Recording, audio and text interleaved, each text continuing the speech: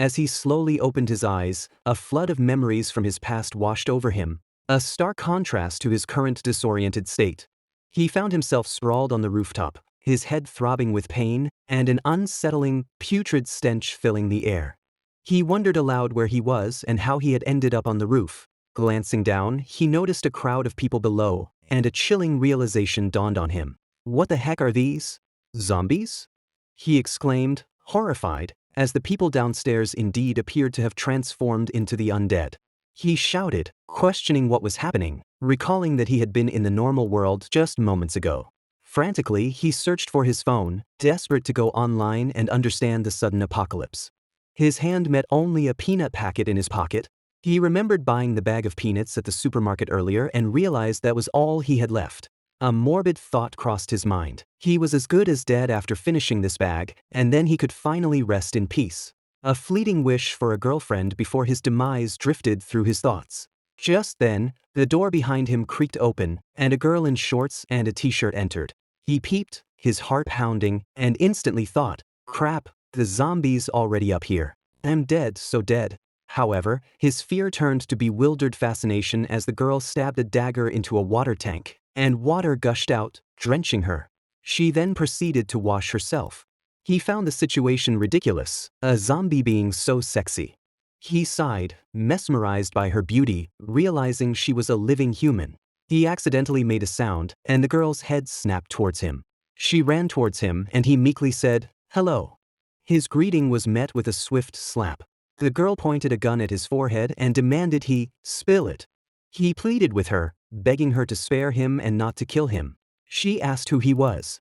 He mumbled his name, his eyes inadvertently drawn to her thighs, thinking to himself that this angle was so good. Suddenly, from behind the zipper of his pants, a voice, that of his sentient chicken, declared that enemies were attacking outside.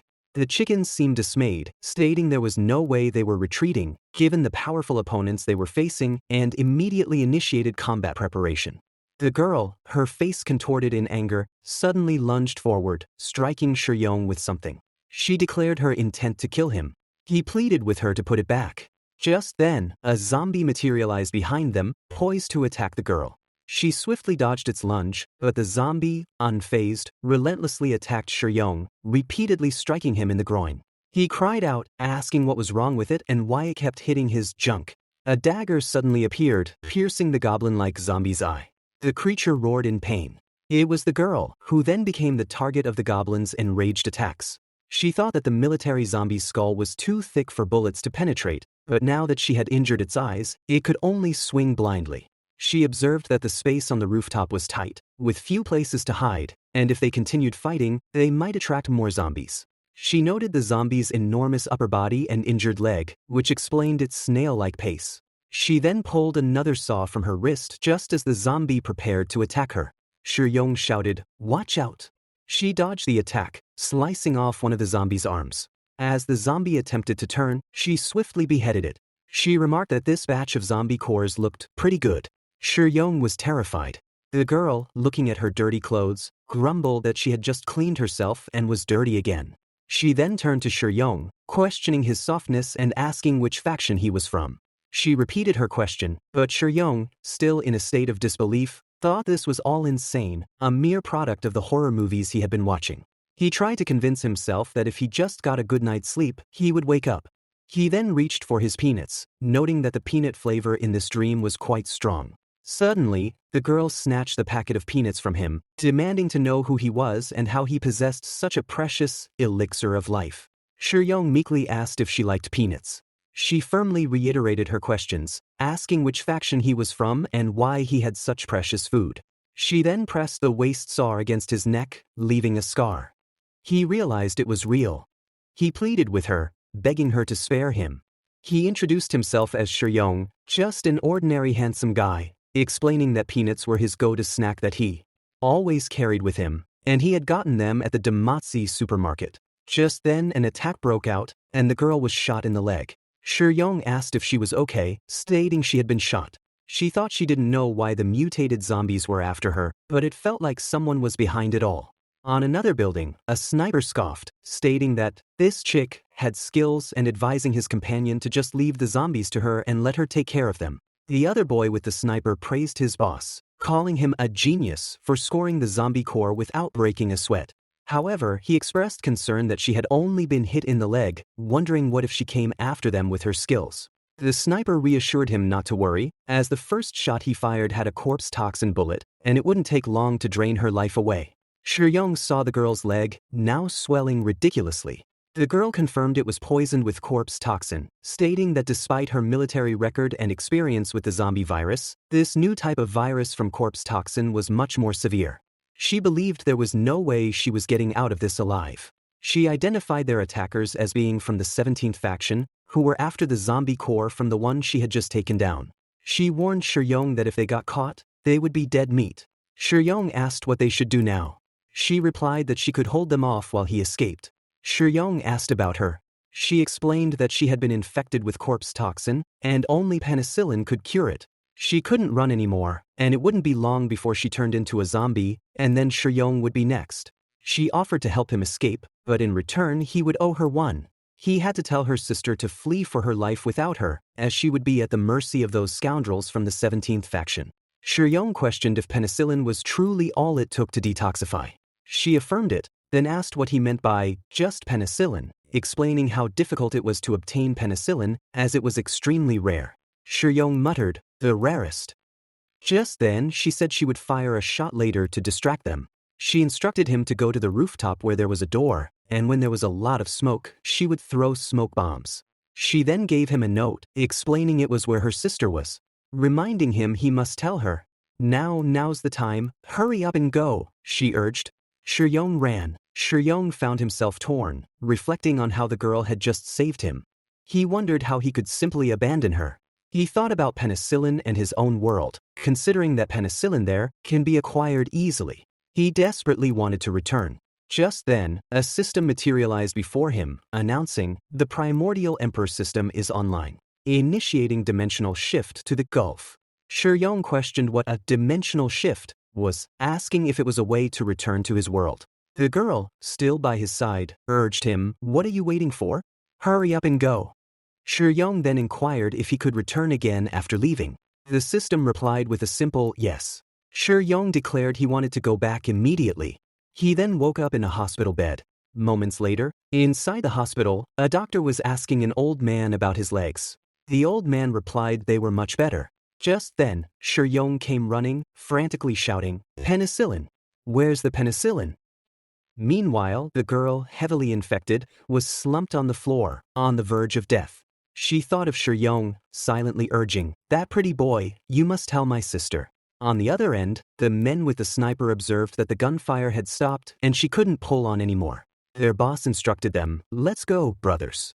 It's time to collect our spoils." Just then, a nurse admonished Shi-young for running in the hallway. He spotted the penicillin, snatched it, and shouted, "Dimensional shift." He instantly found himself back in the dilapidated world. Shi-young then addressed the girl, stating, "Not dead, huh? Good, not dead." She stared at him, asking if he was crazy and why he had come back. He presented her with the penicillin, saying he had bought it. She asked in disbelief how he had penicillin. Shi-young simply replied that he had just gone to get penicillin and told her not to ask too much. He assured her it was genuine penicillin and that she wasn't going to die, they were going to get out of there alive together. He urged her to eat it and handed her the capsule. She swallowed it. Shi-young asked how she was feeling, if it was any better. She replied that the swelling had gone down and the toxins had faded away, remarking, "Unbelievable. It's already suppressing the toxins. What kind of penicillin is that?" Suddenly, she heard a door knock and warned, "Someone's coming. Hide quickly." She pushed Shi-young through a hole in the roof, onto a bed below. He landed with a groan, complaining, "My poor back." "A bed? That's insane, man. You know a man's back is the most crucial part, right?" Just then, the door opened, and the sniper and his companions entered. The sniper instructed his men to find the girl, suggesting they might have some fun with her while she was still alive. The girl, however, defiantly stated, "Looking for me, huh? I was gonna look for you guys too. Didn't expect you to come to me." The gang members stared in disbelief, questioning how she was still alive, and then turned and ran for their lives. Shur-young, on the floor below, thought that he didn't need to worry about her anymore. Just then he noticed a diary. He scoffed, wondering, what's this crap, a diary for adults? Seriously, who keeps a diary? He picked it up and opened it, commenting on its bizarre content, concluding that the person who wrote it was clearly not normal. The diary entry for July 21st, 208, a sunny day, described a perfect day with a curly lady across the house doing her laundry as usual, providing his daily fix of the duty, her figure simply nice. On July 22nd, a new manager took a seat nearby. He guessed she was super into fitness, and her boot was simply irresistible, making him consider moving on from the curly lady. Lately, there had been rumors about an R virus outbreak in the neighboring province, and he hoped it wouldn't spread to their area. He claimed that looking at Manager Bay's boot, he wasn't scared anymore. But just after that entry, the manager was infected by the virus too, and she reached the boy.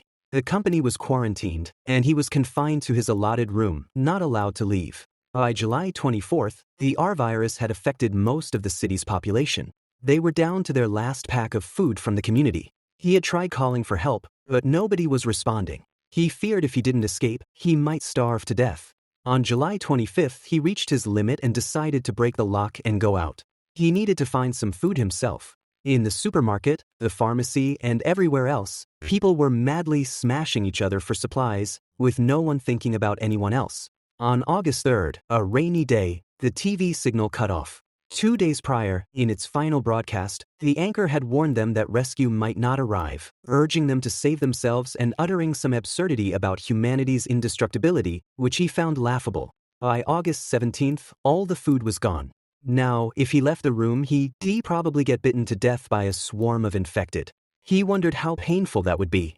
These days, he had been surviving on tap water alone and wondered how long he could last, lamenting that he really missed Manager Bay's big butt. Just then, he heard a shout. A lady screamed not to come any closer and asked what he wanted to do. He realized it was the lady from across the house, and he thought that yelling like that would draw the infected over. When he saw what was going on, the lady was being stabbed by her own husband.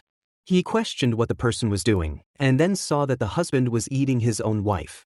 He vomited. August 19th. 4 days without food, and he was starving to death. Almost as he was losing hope, someone knocked on his door and asked for penicillin. The man exchanged a lot of food for his penicillin. He found it surprising that penicillin worked while other antibiotics were useless. He owed his life to the day he grabbed that medicine. On August 21st, he witnessed someone eating a dead zombie from the balcony. He found it hard to fathom how anyone could stomach it and wondered if that thing could really be eaten. It was a zombie core. On August 30th, he got robbed, and all the penicillin he had stashed away in the cabinet was gone. He cursed the damn monsters, acknowledging it was his only hope for survival. On September 1st, he left his prison-like house. Even if the outside world was full of infected, he didn't want to starve like a fool in his own room anymore. While he still had strength, maybe he would get lucky and find some food, or else he might just do what that guy did the other day. He held a knife and declared, "Bring it on. Today, it's either you eat me or I eat you." Shur-young thought, so he never came back. Did he actually die? He put the diary aside for now, concluding that it had given him a rough idea of what was happening in this world. People infected with the virus turned into flesh-eating zombies. Judging from the current food shortages and city paralysis, he estimated that most people had already been infected. There was another important point: penicillin. He had a few, no, many, in his pocket. He realized that in this world, penicillin was more precious than gold, but while many people desperately sought it, he could easily buy it in his world, which meant he had struck gold. Just then, the sniper boy entered the room, exclaiming that Shur-young actually had a box of penicillin and no wonder that girl was still alive. He then took the full bottle of penicillin and declared that if he brought this bottle to his organization, they would surely promote him 3 ranks. He then suggested Shur-young might as well drop dead too. Shur-young quickly said, "Wait, I have more." The girl entered the room and told them not to shoot. The sniper warned her to stay back, otherwise, he would kill Shur-young. She retaliated, threatening to blow his head off in a second if he dared to shoot. She then urged them to let him go, promising to spare her alive. He cautiously listened to the sounds outside and noted that the recent fight had already attracted a large group of zombies. He advised his companions to let Shur-young go, as they still had a chance to escape, stating they would be dead if they waited any longer. She then further stated that this should be far enough and told him to let Shuyong go. He, angry, declared, "Yun, you have killed so many of my bros. We are going to pay the price for this." He then punched Shuyong, who landed straight onto her. The boy with a web shooter type of thing added, "Yun, learn. Next time we meet, I'll make sure to chop you up into zombie food as an offering to my brothers." On the other hand, Shuyong was quietly sleeping on her breast. She sighed, asking him seriously how long he planned on keeping this up. A vast swarm of zombies crowded the area downstairs. The girl declared they should be out of the zombie-infested zone by now and suggested they rest a bit before heading out again. Seizing the opportunity, she told Shuyong she had some questions for him, asking who exactly he was and why he possessed items like peanuts and penicillin that ordinary people wouldn't have. Shuyong thought that while Yun, the girl, might appear formidable in this apocalypse, it was always wise to keep something reserved. He decided that if he told her the truth, anything could happen, so it would be better to find an excuse and bluff his way through for now. He subtly slid a bottle of penicillin towards her and said, "Here." She saw it and, recognizing it as penicillin, exclaimed, "This box is a gift for you. Consider it a payment for saving me just now. If you agree to stay by my side and protect me, there will be plenty of benefits for you. What do you say? Shall we make a deal?" Shuyong asked if she was serious. She nodded, and he told her not to be shy and to just take it, adding that it wasn't just penicillin, he could get her even more desirable things. She questioned what even more desirable things meant. Shuyong then listed an array of delicacies: steamed lamb, steamed beef, power-steamed deer tails, roasted duck, roasted spice chicken, roasted marinated sea duck, soy sauce chicken, beef jerky, ample tripe, dried meat sausages, assorted vegetable platter, everything. She cut him off, saying, "Stop. I won't just agree to protect you for these things. I don't want to protect someone who might be from an enemy faction." Shuyong reassured her not to worry about that, stating he didn't belong to any faction. He suggested she could think of him as a pretty boy living in luxury from some utopian land.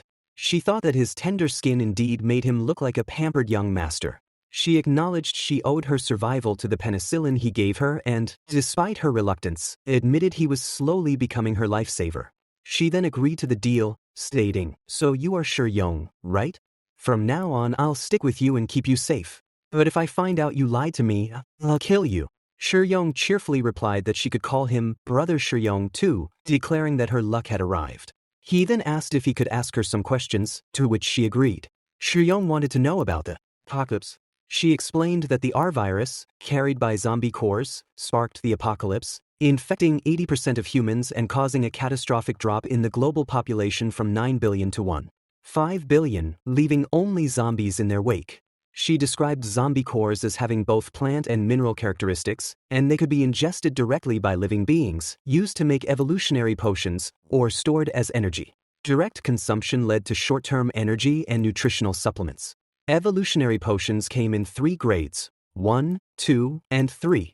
When used as an energy source, zombie cores could be utilized individually or arranged in multiples of 1, 3, or 9 to form an energy array that fully unleash their potential. In the apocalypse, zombie cores were still used as common currency to trade different things. She continued, explaining that the newly mutated R virus could quickly adapt and resist modern antibiotics. This meant that high-tech genetic antibiotics were no longer working well, but all penicillin-based antibiotics were still effective. Because of mutations in penicillin and other microbes used to make penicillin, the conditions for producing it had become rarer, hence penicillin was now an extremely valuable drug in today's world. After the world ended, people found a network of groups that were similar to ancient tribes. These groups were connected to larger regional organizations and then linked to even bigger ones. They were currently in Qingzhou, which had 3 small organizations: 17th Earth Construction and Flambeers. The group they encountered earlier belonged to the 17th faction. She described them as violent criminals, committing murder, arson, and looting without any limits. They craved resources and women, enjoyed killing, and even used human flesh as food. They were part of a larger organization based in Yuzu. Shuyong acknowledged that he understood now. She concluded that this area was swarming with zombies, and having Shuyong as a drag meant they couldn't make it back to base today. She suggested they find a place to rest for the night. Shuyong agreed. She then told him to go to sleep as she would keep watch. Shuyong thought that just by looking at her face, it was hard to imagine she was such a formidable survivor. Yong then mentally instructed the Empress system to travel back to the 21st century, and the dimensional shift began. But when he woke up, he felt an immense heaviness. A girl in front of him asked if he was awake. He managed to utter a plea for her to get off, to which she playfully responded that he should be gentle. He then recognized her as his landlord, and asked what she was doing there. She explained that he had been knocked out by a crazy guy who had jumped off the building, but the doctors assured her he would be fine. She felt lucky that she had set herself as his emergency contact. Otherwise, no one would have paid his hospital bill. Yong asked where she had set that up. She then shifted the conversation, asking if he was hungry and offering to feed him. He responded, "Feed me?" She clarified that she meant she would make him some noodles, teasing him that he was a handful, and that since he didn't have any essentials, she would go downstairs and buy some for him. She asked if he needed anything, and he confirmed. She then told him to write her a list. With landlord gone, Yong decided to take a closer look at the primordial emperor system. He observed that merely thinking the words primordial emperor system made the interface appear before him, and it was pretty straightforward. He saw options for dimensional shift, power-up, and storage. He wondered how to activate the power-up function and saw that it needed a charge. Just then his landlord, Luoshi, returned, complaining that she was dead tired. Yong offered to take the items from her, but she told him not to move, reminding him he was a patient. Yong recognized Luoshi as a rich heiress. He thought that even if he were blind, he could tell she had a thing for him, but he was penniless and couldn't bring her happiness, so he had never responded to her feelings. He then considered that if he had the emperor system, being able to travel between two worlds, he could definitely make a huge profit with money, and perhaps then she and he. Just then, the door of the hospital room opened. Luoshi's uncle, Uncle Zhao, entered. Luoshi asked what he was doing there, reminding him she had told him where she was. Uncle Zhao replied that her father had sent him to take her to Yohuan for dinner. Luoshi refused, stating she was busy. Uncle Zhao insisted she must go, calling it an absolute order from her father. Luoshi again refused, saying, "Oh no, Uncle Zhao, don't push me." Uncle Zhao then told Yong to wait for him downstairs first. Yong asked what he was up to. Uncle Zhao dismissed the question, telling him to just head down first. Luoshi's uncle then spoke to Yong, asking if they hadn't already made everything clear before. He questioned why Yong was still clinging on to Luoshi, or if the money he had given him before wasn't enough. He advised Yong to be honest if he needed more, and not to return it and pretend to be above it. He then emphasized the difference between Yong and Luoshi, stating that her father would never allow them to be together. Yong interjected, "But if I become very rich?" The man cut him off, stating he knew that every dog has its day, but from what he had seen of Yong so far in his lifetime, he would probably never amount to anything. Just then, in the apocalypse world, the girl, Yun, said, "Hey, wake up." Yong woke up. She declared it was daybreak and time for them to set off, estimating it would take them about an hour to reach the base. They were running through an alley, and Yong was tired. She then announced they had arrived and threw a stone at the wall, which opened a hidden door. She stated, "This is our way." Yong commented that it was really well hidden, and that no one would know there was a space there from the outside. She urged him to hurry, and they reached her sister. Yun exclaimed, "Rue, look, I have brought back the penicillin." Her sister, too, was infected with a virus. Yun instructed her sister to take the medicine, assuring her she would get better soon. Yong asked if the girl was her sister and what had happened to her. Yun explained that a zombie had scratched her sister. She herself had gone out yesterday to hunt mutant zombies, hoping to use their zombie cores to create penicillin, but she ended up getting ambushed by people from Faction 17 instead. Her sister, concerned, asked if Yun was hurt from the ambush. Yun reassured her she was fine and mentioned she had a friend with her, the one who had provided the penicillin, without whom she wouldn't have made it back yesterday. Her sister expressed deep gratitude to Yong, stating he had saved their lives. Yong dismissed their thanks, thinking that for two girls to survive in such an environment was already a miracle. Yun then prepared some food for Yong and offered it to him. He expressed his relief, saying he had been running around all day and was starving. However, after taking the first bite, he immediately vomited. Yun asked if it was that bad, remarking that it wasn't so bad when she ate it. Yong questioned if they usually ate this. She asked why he was praying and if it was truly that bad. He denied it, saying he just felt sorry for them. He then told them to stop eating that trash and to wait a moment. Yun questioned why he wouldn't eat it, explaining she had gone through so much trouble to collect it from the sewers. Shiyong then took something out of his pocket and suggested they go with this one, opening the package. He placed a small food item into Yun's mouth. She flinched for a second but was then utterly amazed by the taste. She exclaimed, "This rich, milky aroma, this refreshing sweetness." Shiyong asked if she was okay, wondering why she wasn't moving, and confirmed he had fed her a white rabbit creamy candy, right? She responded with an enthusiastic, "Yummy." She then asked if he had more, opening her mouth and reaching for his hand. As he got near her, she grabbed his entire fingers along with the candy. Shiyong exclaimed that his hand was still in there, but she didn't stop, taking every bite off his fingers. She declared, "That's delicious. Can I have another one?" Shiyong gave her several more, and she took those candies to her sister, urging her to try this. Her sister also found it incredibly tasty, asking what it was. Yun explained it was a white rabbit cream candy that Shiyong had just given her and that it was very tasty. Her sister expressed profound gratitude for being alive. Yun told her to eat slowly as there was still a lot left.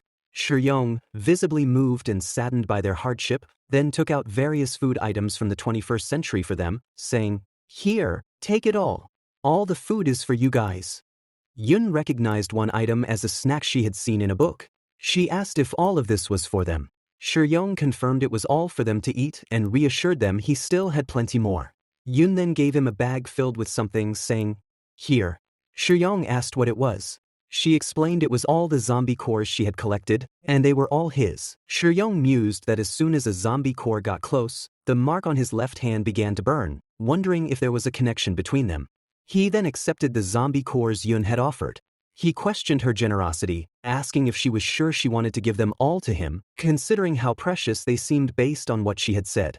Yun replied that the penicillin he gave her had saved both her and her sister's lives, and his food and supplies were supposed to be worth far more zombie cores, but for now, she had only gathered these. She promised to pay him back the rest later. Shiyong then exclaimed, "Oh no, do you guys have a restroom? I need to go there." Yun directed him to the restroom, which was just around that corner. Shiyong confirmed, "Okay, I'll be right back." He entered the washroom and observed it was a squat toilet. He remarked on its ancient appearance and the faking deep hole, but decided to deal with it first. As he sat there, he thought, well, there's no one around. I might as well study what a zombie core really is. He took out one of the cores, and as he held it, he said, "As suspected, there's a connection. My arm is heating up again." The zombie core was absorbed, and the system pop-up appeared. Power-up successful. Dimensional shift increased by 2. Total dimensional shift, 3. Shiyong realized, so, power-up is used for dimensional shifting, huh? He decided to add a few more, and after several more power-ups, 23 of the zombie cores rolled down the toilet. He now had a total of 9 dimensional shifts. Shiyong thought 9 should be enough and decided to keep the remaining zombie cores for now. Just then, he looked at the bag and shouted, "Where's my zombie core? I clearly had a whole bag just now. How come there are only 2 left?" He then looked at the toilet and, a dawning realization on his face, muttered, "Could it be?" Shiyong emerged from the washroom looking like a wandering soul. Yun asked what was wrong with him and why he had that face. Shiyong mumbled that it was nothing, just a bit constipated. Some time later, Yun announced it was time to eat. Shiyong questioned why she was eating this again, reminding her he had given them plenty of food already. She explained that she couldn't eat all of such precious stuff at once, and besides, she had collected this from the sewers with great effort, and it would be a waste not to eat it. Shiyong reassured her not to worry, as there was more food. She seemed confused, recalling that he had given all the food to them. Shiyong thought that she didn't know he had a storage space in the system, and it would be too strange if he took out more food now. He realized the food he currently had wasn't enough for the 3 of them for a few days and that he needed to go back and get more. Yun then revealed that she was a merchant and that every few days, someone came to deliver goods to her, and there was food there. Shiyong was surprised, asking why she hadn't told him before. She admitted that she hadn't fully trusted him yet. Shiyong then stated he had to go out tomorrow to get some goods and would bring back more food. He further reiterated that he was off to pick up the goods. Yun told him to wait and handed him a small handgun. Shiyong commented on how small the gun was. She explained that it wasn't about the size of the gun, but its power, calling it a deadly assassin's weapon.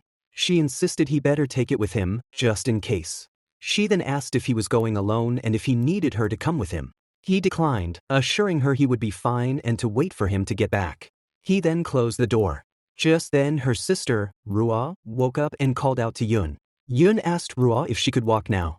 Rua confirmed, stating that the medicine Shuyong had given her truly worked well. Yun expressed her delight and then instructed Rua to secretly follow Shuyong and see where he went. Rua asked why. Yun explained that Shuyong's appearance and actions were out of place there. It seemed he wasn't familiar with the rules around the earth, and the merchant and entity he claimed were probably just made-up excuses. Although he had been very generous to them, she concluded it was too early to trust him.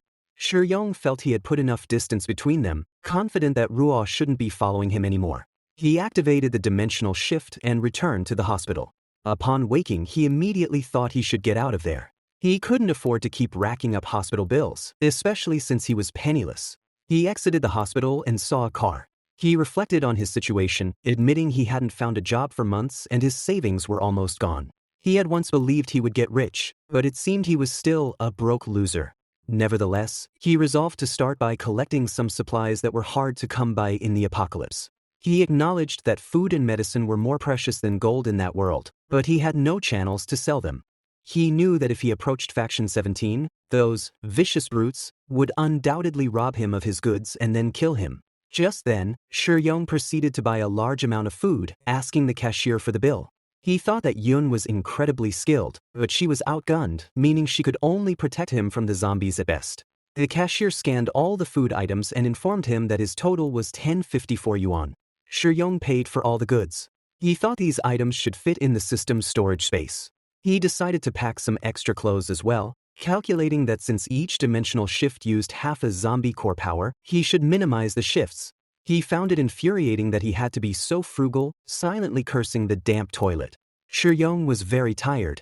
The scene shifted back to the girl, Ruo, in the zombie apocalypse. She was looking around and remarked how strange it was that Shuyong had disappeared in a blink of an eye. She questioned if her tracking skill was really that bad. She then decided that this location offered a great view and she would just stay there, convinced he wouldn't show up. Just then, Shuyong returned with a lot of packages. He muttered to himself that they should just carry everything back so no one would be suspicious. He then exclaimed that he hadn't seen any zombies there last time and that the place was sealed off.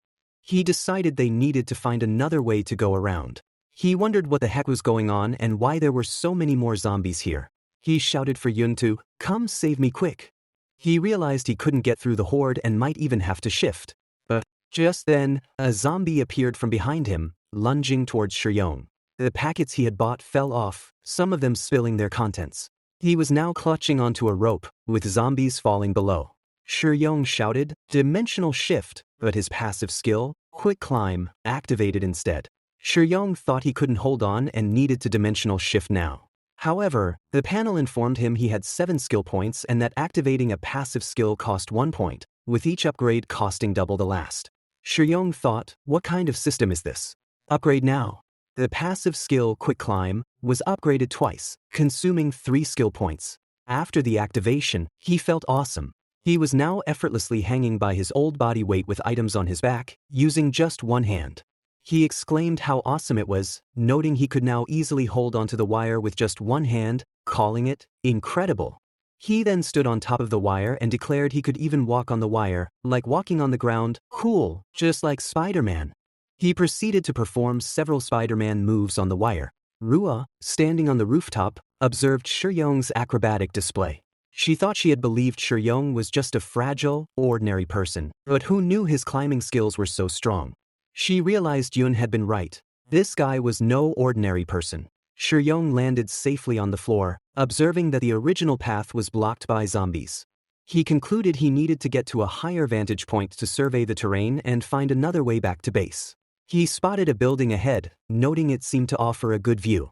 As he began climbing the building, he remarked that scaling the wall was a total breeze, wondering if there were more skills to unlock in the system and feeling excited. Just as he was climbing, he noticed a large number of zombies inside the building through a window. He muttered that these zombies looked gross up close. Taunting them, he yelled, "Want some fresh meat? Come on, you stinkin' zombies, catch me if you can." The glass suddenly shattered, and he fell into the swarm of zombies, instinctively killing one with his bare hand. The zombie's neck was severed. Shuyong, terrified, exclaimed, "What is this? Has my grip strength become so strong that I can snap a zombie's neck directly?" Another zombie lunged at him. He quickly killed it and then, seeing zombies everywhere, and realizing his trusty iron arm couldn't handle this many, he decided it was better to deal with them later. He jumped out of the room and grabbed onto another window's glass. Zombies tumbled out behind him. He sighed in relief, commenting, "That was close. Just a scratch and that would be the end of me in this dangerous world. You can't afford to be too showy." He then noticed he felt a lot lighter than before and wondered what was happening. He looked behind him and saw his bag was gone. He shouted, "Where's my bag?" It had fallen amidst the zombies. Shuyong exclaimed, "How could this happen? I made it all the way up for nothing, and now I even lost my supplies." He gritted his teeth, lamenting that he had blew his remaining cash on that stuff, adding, "No way. That's my startup capital for getting rich. I must get that back." He courageously returned to the zombies, addressing them, "Hey buddies, I am back. Fancy some soft, tender little human hands?"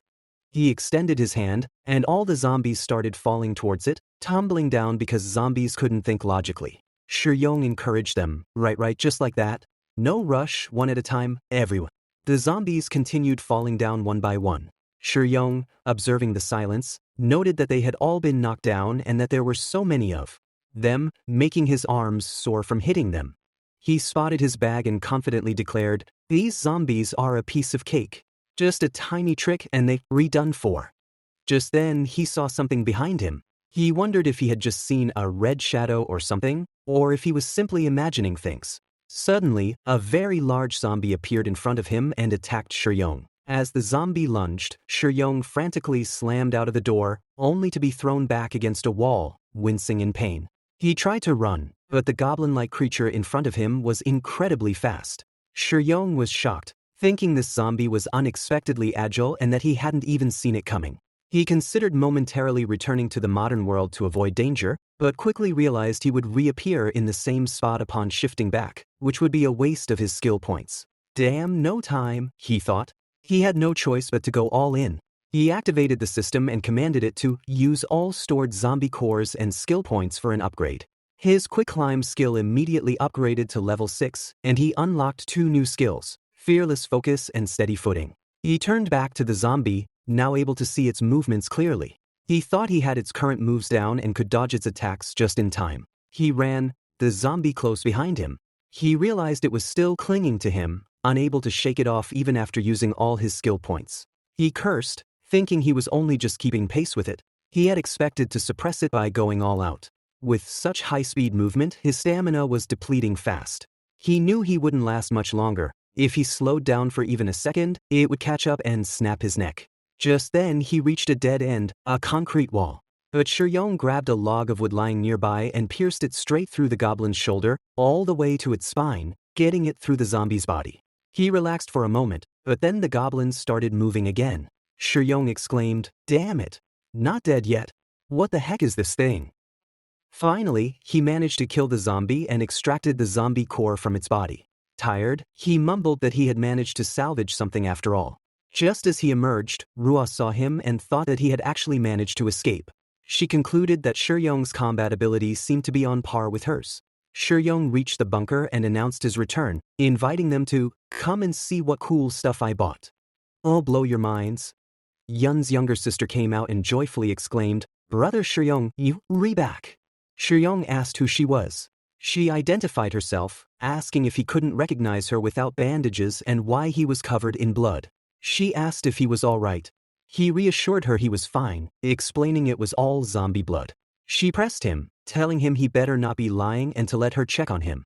Shuyong confidently invited her to check him out as much as she liked, feeling amazing. She indeed found no wounds.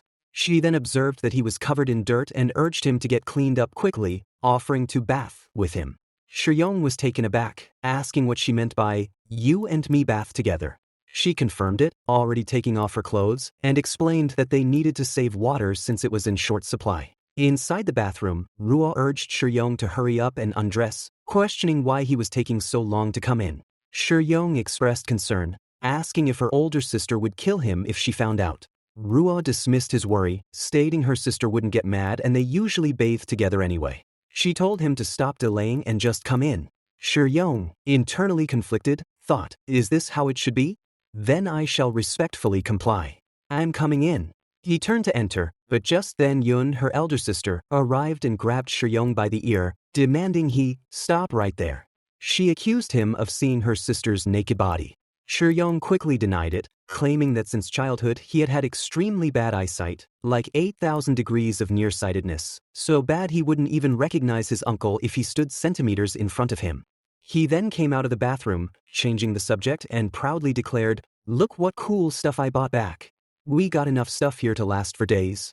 He added that for a balanced diet, he had also brought some fruit. Yun saw the bananas and seemed surprised. Shiyong offered them to her, telling her not to be shy and to go ahead and eat. He then playfully smacked a banana into her mouth. She licked the banana, then ate it, exclaiming how sweet and delicious it was. She then looked at Shiyong, noticing his expression, and asked what was wrong. He quietly replied that he needed to savor it a bit more. Her sister, Ruo, remarked that there was so much food, it was like a dream. Yun asked Shiyong if he was giving all the food to them, acknowledging that these were all very, very precious supplies. Shiyong confirmed he was aware of that but stated he had given his word that if they guaranteed his safety, he wouldn't let them down. Yun thought to herself, yes, no matter what, I should keep my promise. However, she also remembered that when Shiyong was in danger earlier, she had just hidden in the shadows and hadn't helped him.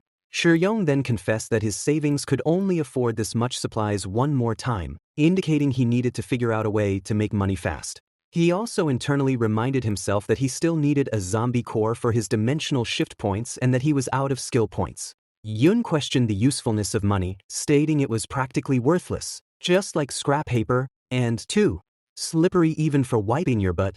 Shiyong clarified that, to be precise, it should be gold and treasures and such. He explained that his business was trading supplies for these things. Both Yun and Ruo stood up and looked at each other. Yun then walked towards the table and pulled out a gold bar that she had been using to balance the table. She asked Shiyong if he thought this would work. There were 3 gold bars. He thought the texture is gold. She then stated that she remembered it was called that, but it was basically worthless now. She explained she had used it to prop up the table leg because it was perfectly square. She then asked if this was what he considered gold and treasures. If so, she had 5 or 6 more pieces on the table over there. Shiyong was shocked to see them. She told him to take them all as they were useless to us anyways. He then found himself sitting in front of 7 or 8 gold bars on his table. Shiyong slept soundly, dreaming of his newfound wealth. He was muttering about being rich and having money now, but just then Ruo, the younger sister, approached him, a knife in hand, poised to stab him. Yun, the elder sister, swiftly intervened, grabbing Ruo's arm and asking what she was doing. Ruo declared that if they killed him now, all his supplies would be theirs. Yun argued against it, insisting that Shiyong had saved them and they wouldn't be alive if he hadn't given them the penicillin. She questioned how they could repay kindness with malice. Ruo countered, reminding Yun of how they had ended up in this mess to begin with. She recounted how Zhong, a scoundrel, had initially won them over by putting on an act, only to sell them out to Faction 17. They had lost their entire base, with dozens of people slaughtered, and only the 2 of them had barely made it out alive. Ruo confessed that if Yun hadn't stopped her in the bathroom earlier that day, she would have already dug Shiyong's eyes out. Yun insisted that Shiyong was not like that traitor. She pointed out that he had a reason to waste penicillin on them when they were nearly dead. She emphasized that their entire fortune wouldn't be enough to buy a box of penicillin, yet Shiyong had still given them the precious medicine. She concluded that he was not a bad person. Just then, Shiyong woke up and asked what the 2 of them were doing and what was with the silent mumbling. Ruo quickly got on his legs and, looking innocent, told him that she wanted to sleep with him. Shiyong was shocked, asking why she hadn't said so earlier, lamenting that they had wasted a ton of precious time. Yun then stated that she wanted to sleep with him too. Shiyong, surprised again, agreed, but insisted on sleeping in the middle. He found himself sleeping between the 2 beauties. Ruo subtly reached for her knife, intending to harm him, but Yun swiftly kicked the knife away, resulting in Yun landing above Shiyong in an awkward position. Shiyong inquired what Yun was trying to do, reminding her they couldn't do anything with her sister still there. Yun firmly declared that she wanted him to sleep only with her. From then on, she stated, Shur-young would sleep with her too, and she would keep him safe at night. Shur-young conceded, thinking that safety did matter, and accepted her terms. Later, Ruo was talking to Shur-young and asked if he was an evolved. Shur-young feigned ignorance, asking what an evolved one was, claiming he was just a regular handsome guy. Ruo then asked how he had escaped from that building. Shur-young asked how she knew. Ruo explained that she had a really sharp nose, and that yesterday, when he came back, she had picked up on his scent from that building. She added that only the strongest, evolved ones could make it out alive from there, implying Shur-young must be pretty awesome too. Shur-young, quickly concocting a story, replied that he had just gotten lost yesterday, but luckily didn't run into many zombies, and he had his handgun to thank for his narrow escape. He thought to himself, who would believe I had the primordial emperor system? Let's make something up. Yun then remarked that his marksmanship wasn't bad and asked if he wanted to go practice at the shooting range. At the shooting range, Yun questioned his aim, asking if he was sure he was aiming at the target or if he had some kind of eye problem. She then had enough and declared that his grip on the gun was all wrong and she would show him how it was done. She moved closer to him, held his hands, and instructed him on how to target with a gun. Yun instructed Shur-young to relax his arm, advising him not to tense his body too much, to calm down, and to aim at the target. She then commanded, fire, and he hit the target. Just then, the system notified him, long-range weapon mastery skill activated. Upgrade now. Shur-young thought that he could still activate more skills, but he had used up all his zombie core power. He had only the last one he got from the mutated zombie remains, which gave him 2 skill points, and a dimensional shift cost 1 point. He needed to save them for shifting back to reality, as he had no spare skill points left to upgrade to new skills. He then asked Yun if she knew where he could buy zombie cores. She asked if he meant a marketplace, and he confirmed. She told him there was a small trading post about 2 kilometers from here where he could exchange zombie cores. He expressed his delight and suggested they go there. They journeyed to the marketplace, where an old guard, sitting with a gun pointed at them, simply said, "Come in." Yun casually greeted Old Garlic, teasing him for being too jumpy and still worried about zombies here. The old man retorted that he was scared of humans, not zombies. He then asked what they wanted to trade. Shur-young inquired if he had any zombie cores. The old man asked what his offer was. Shur-young placed several food packages of spaghetti on the table. The old man exclaimed, "Holy smokes! This is some good stuff. Early 21st century fresh meat cans. These things are really rare these days." Shur-young then stopped him, stating, "Wait up. First, the zombie cores." The old man remarked that Shur-young might look silly, but he was pretty sharp. Shur-young reminded him that he had just said it himself. It's people, not zombies, that are scary. I need to be cautious. The old man agreed and said he would get the stuff out. He presented Shur-young with the zombie cores, stating, "Here, these are all the zombie cores I have, a total of 11. Market price-wise, a single mutated meat can get you 2 zombie cores. Your goods are high quality, so elsewhere, you get 4 zombie cores for a can of fresh meat. You can trade 3 cans per zombie core, but we only got 11, so I am 1 short on you. I'll make up the missing zombie core later. How does that sound?" Shur-young declined the offer for him to make up the missing core and added that he was going to throw in another can for him, but he had a request. The old man asked what it was. Shur-young then showed him a piece of gold and asked him to take a close look and if he recognized it. The old man admitted he was no expert, but it certainly didn't look like gold to him. Shur-young affirmed, "Nailed it. You got a keen eye. Guess I was right to see you. The extra cans are your commission, brother. You seem well connected. Help me gather metals of this kind, and I'll trade cans for whatever you collect. What do you think?" The old man said his deal sounded pretty sweet, but questioned why Shur-young needed this gold, as it wasn't worth a lot. Shur-young dismissed his concern, telling him to find as much of this stuff as he could, emphasizing, "The more, the merrier. I'll take all you've got." Shur-young then powered up the system with the zombie cores, and he had a total of 4 points. He commanded, "Upgrade long-range weapon mastery 4 times." He then loaded the gun and shot at the target, hitting all of them. He declared he had finally become a more like shooter. Shur-young then announced he had just activated a new effect called Doom Bullet, remarking it sounded pretty bad. He immediately wanted to try shooting one, but the system informed him that the Doom Bullet could only be used for free once a day. Shur-young complained about the system's stinginess and asked how to use the Doom Bullet then. The system instructed him to simply shout, "Doom bullet, fire," and launch it. Shi found this ridiculous, asking if the system was kidding him and if it thought he was some kind of superhero needing to shout out his moves, calling it too embarrassing. The system retorted by asking if all humans didn't like to yell out their moves before making them, claiming it was according to your customs. Shi snapped back, asking the artificial damn bit if it had decided to be considerate now, recalling that when he was about to fall to his death earlier, he hadn't seen it rushing to help. He then looked around, gathered his confidence, took out the gun, and shouted, "Doom bullet, fire." He fired the bullet. Both girls behind him watched in awe as the bullet hit the building across. Shi remarked, "How come there is no reaction when it hits the building across? Isn't this just a regular bullet?" He concluded he needed to do more research on this bullet. The girls quickly turned around, going about their regular tasks. Yun, the elder sister, suggested they just leave things there and clear out a room for Shi.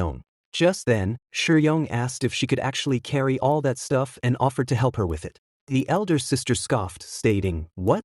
It's not heavy at all. This weight is nothing for us evolvers." Shi was intrigued, repeating, "Evolvers? This is incredible." She confirmed, stating that ordinary survivors couldn't compare to them, but very few people managed to evolve successfully. Shi then asked if there were any requirements to become an evolver and if he had a chance to become one. She asked if he wanted to become an evolver and explained there were 3 ways to do so. The first way was to get infected with the R virus. As long as one survived without turning into a zombie and successfully developed their talent, they had a chance to become an evolver. However, this method was more common in the early stages of the R virus outbreak and was hardly heard of later on. The second method was directly consuming a zombie core after swallowing it. As long as one didn't bust from it, there was less than a 10% chance of becoming an evolver. The third method was to take an evolution potion. These came in 3 levels, 1, 2, and 3, and she had heard that major organizations even had better evolution potions. Shi eyes lit up. He asked where they could get these potions, declaring he was willing to trade whatever it took. Yun offered to take him to the Earth Construction Alliance's stronghold, explaining they were different from Camp Number 17. They were an organization that only looked at benefits, so he should be able to trade resources for an evolution potion there. Shi exclaimed, "Great! Let's set off tomorrow." The next day, Shi, with his backpack, glanced at Ruo, the younger sister, and asked Yun if Ruo wasn't coming along with them and why he always felt like she was glaring at him these days. Yun dismissed his concern, stating Ruo was glaring because she had an eye condition. Just then, they reached the outskirts of their base, and there were too many zombies. Yun remarked that it felt like there were more and more zombies near the base and that it looked like it was time to clean up a bit. Meanwhile, back at the shooting range, Ruo angrily muttered about that damn Shi and why Yun wouldn't let her kill him. Just then, she saw the building in front of her collapse. She thought, what the heck? How did the building across collapse? It was due to the doom bullet that Shi had fired earlier. In the quiet streets, a lone zombie ambled along until it was abruptly struck by a dagger. It was Shi and Yun. Yun explained that this was Central Street, known for its particularly high zombie population, and advised against firing a gun unless absolutely necessary. She then bent down and opened a roll-up shutter, revealing a car inside. Shi asked if this was also her base. She explained that for safety, she maintained several supply points. She added that it would be best to drive to the Earth Construction Alliance from here, noting it was only a 2.5-hour drive on the highway. Their car sped down the highway, with many zombies hot on their heels. Shi pointed out the pursuing zombies. Yun casually replied that no bodies would shake them off soon. She then asked Shi if he was sure he wanted to become an evolver, warning him that even the highest grade evolution potion could be lethal. Shi admitted he wasn't sure if he should take it, but decided they should buy it first. He thought that the main purpose of this trip to the Earth Construction Alliance was to exchange supplies. He recalled Yun's description of the Earth Construction Alliance as being similar to a guild. He reasoned that since they were outnumbered, there was no guarantee they wouldn't harm them. He decided not to reveal too much in their first deal, aiming to win mutual trust first. Just then, a zombie tugged at his car window, terrifying Yun. She exclaimed that it was a red zombie and wondered how so many had shown up all of a sudden. She urged Shi to quickly shut the window down. Shi fired gun bullets at the zombie, but the zombies were too fast and dodged his shots. One of the zombies directly broke the car's roof and struck his hand inside. Shi shot that zombie. Damn it! Why can't I hit them? am usually dead accurate. He cursed. Yun explained that red zombies instinctively dodged bullets and normal weapons were no use against them. She instructed Shuyong to drive as fast as he could, declaring she would handle them. She then came out of the car to fight the red zombies. They both attacked each other. She swiftly took out her waist blade and cut one zombie in half. As others came towards them, she cut them down too. One of the zombies gripped her leg and threw her from the car. She fell onto the road, with many zombies about to attack her. Just as they were about to lunge, Shuyong appeared and shouted, "Hey, you guys! Don't hurt my bodyguard!" Yun looked at Shuyong, utterly bewildered, questioning how he could have killed those red zombies. She stammered that he had killed them in an instant. Shuyong, still catching his breath, acknowledged it was close, almost not making it. A moment before, when she had fallen from the car, he had emerged, using one of his skills, and with his gun, had banged the zombies straight on their heads, wiping them out. Shuyong then challenged the red zombies. "You can dodge bullets, huh? I'll blast your brains out." "No way you are dodging that." Yun thought, this Shuyong is actually this powerful to wipe out 6 red zombies in such a short time. That's almost at the level of a first-tier evolver. Shuyong then began collecting the zombie cores, declaring, "Jackpot. All zombie cores, time to power up again." He then felt a pang of exhaustion, thinking that his body couldn't handle such high-speed movement after all and that he should probably hit the gym more. He then asked Yun where the zombie cores had gone. Yun quickly urged Shuyong to stop looking and to look around instead. They were surrounded by a fresh wave of zombies. She exclaimed, "Where did suddenly so many zombies come from?" She shook her head, saying she had no idea, and urged him to, "Let's go and drive away." They rushed towards the vehicle. Zombies were attacking them, and Yun instructed Shuyong to save their bullets, as there were too many of them. It was a whole swarm of zombies. Yun accelerated the vehicle, and they drove over the zombies, killing them. Shuyong then asked why the car wasn't moving. Yun explained that the zombies had struck under the car, and too many zombies had now surrounded them. He asked how many bullets they had left. She replied, "Not many left." Shuyong said he only had 10 bullets left. He thought that 10 bullets were nothing against so many zombies and that the only skill he could use now was the Doom Bullet. He asked the system if it had said before that only 1 Doom Bullet per day was free. The system confirmed. He then asked how many Doom Bullets he could buy with his remaining skill points. The system stated that the first-time purchase of Doom Bullets was on an equal skill point basis. He decided to buy 7 Doom Bullets and immediately purchase them. He thought that the remaining 2 skill points were for dimensional shift. If the 8 Doom Bullets didn't work, he could only shift back to the modern era. But then he worried about Yun, thinking she definitely wouldn't be able to escape on her own and would surely die here. Shuyong reassured her not to worry, as the car was very sturdy, and the zombies wouldn't be able to get in for a while. Yun looked at Shuyong, admonishing him for not conserving his bullets, stating that using them all up wouldn't help. She emphasized the importance of saving at least 1 bullet, as it would be very useful for him. Shuyong questioned the utility of a single bullet. Yun explained that she always kept a last bullet, asking if he would want to be eaten alive by zombies. She clarified that this last bullet was for oneself. She somberly added that death is a dime a dozen in this world, and that she was always ready to meet her end, but hoped to die a less painful death, suggesting he keep a last bullet too. Shuyong ignored her advice and fired all 8 Doom Bullets, but there was no reaction at all from the zombies. Just then, it started pouring rain. Yun remarked that it was raining, so they didn't have to worry about running out of water. She added that if they got stuck, they could only hope someone nearby lured the zombies away, but no one could be that kind-hearted. As the rain poured, an awful stench filled the air. Shuyong remarked on the terrible smell. Yun explained that the rain had puffed up the zombies' rotting flesh. She noted that every rainy day brought such a foul stench. She pointed to several buckets on the back of the car, which she had kept there for collecting drinkable water, and remarked that it was really pouring. She hadn't seen it rain this hard in a long time and predicted that if it kept raining like this for another day, they might see something interesting.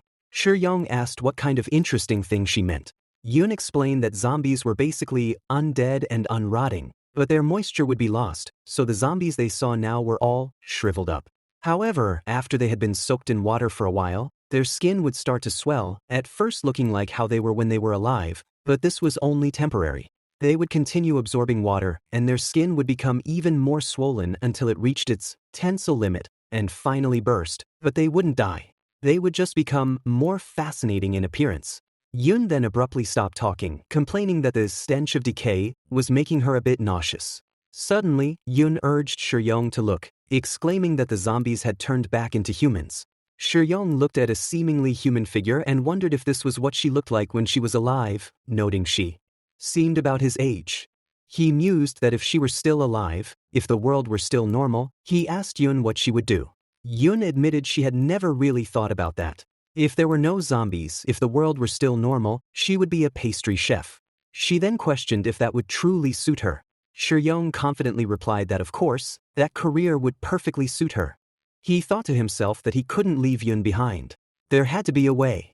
He considered that if he rested for another day, maybe he could use his rapid climbing skill to break through the zombie horde. Just then they saw dense lightning. Yun remarked that this area had always been dry and she had never seen weather like this.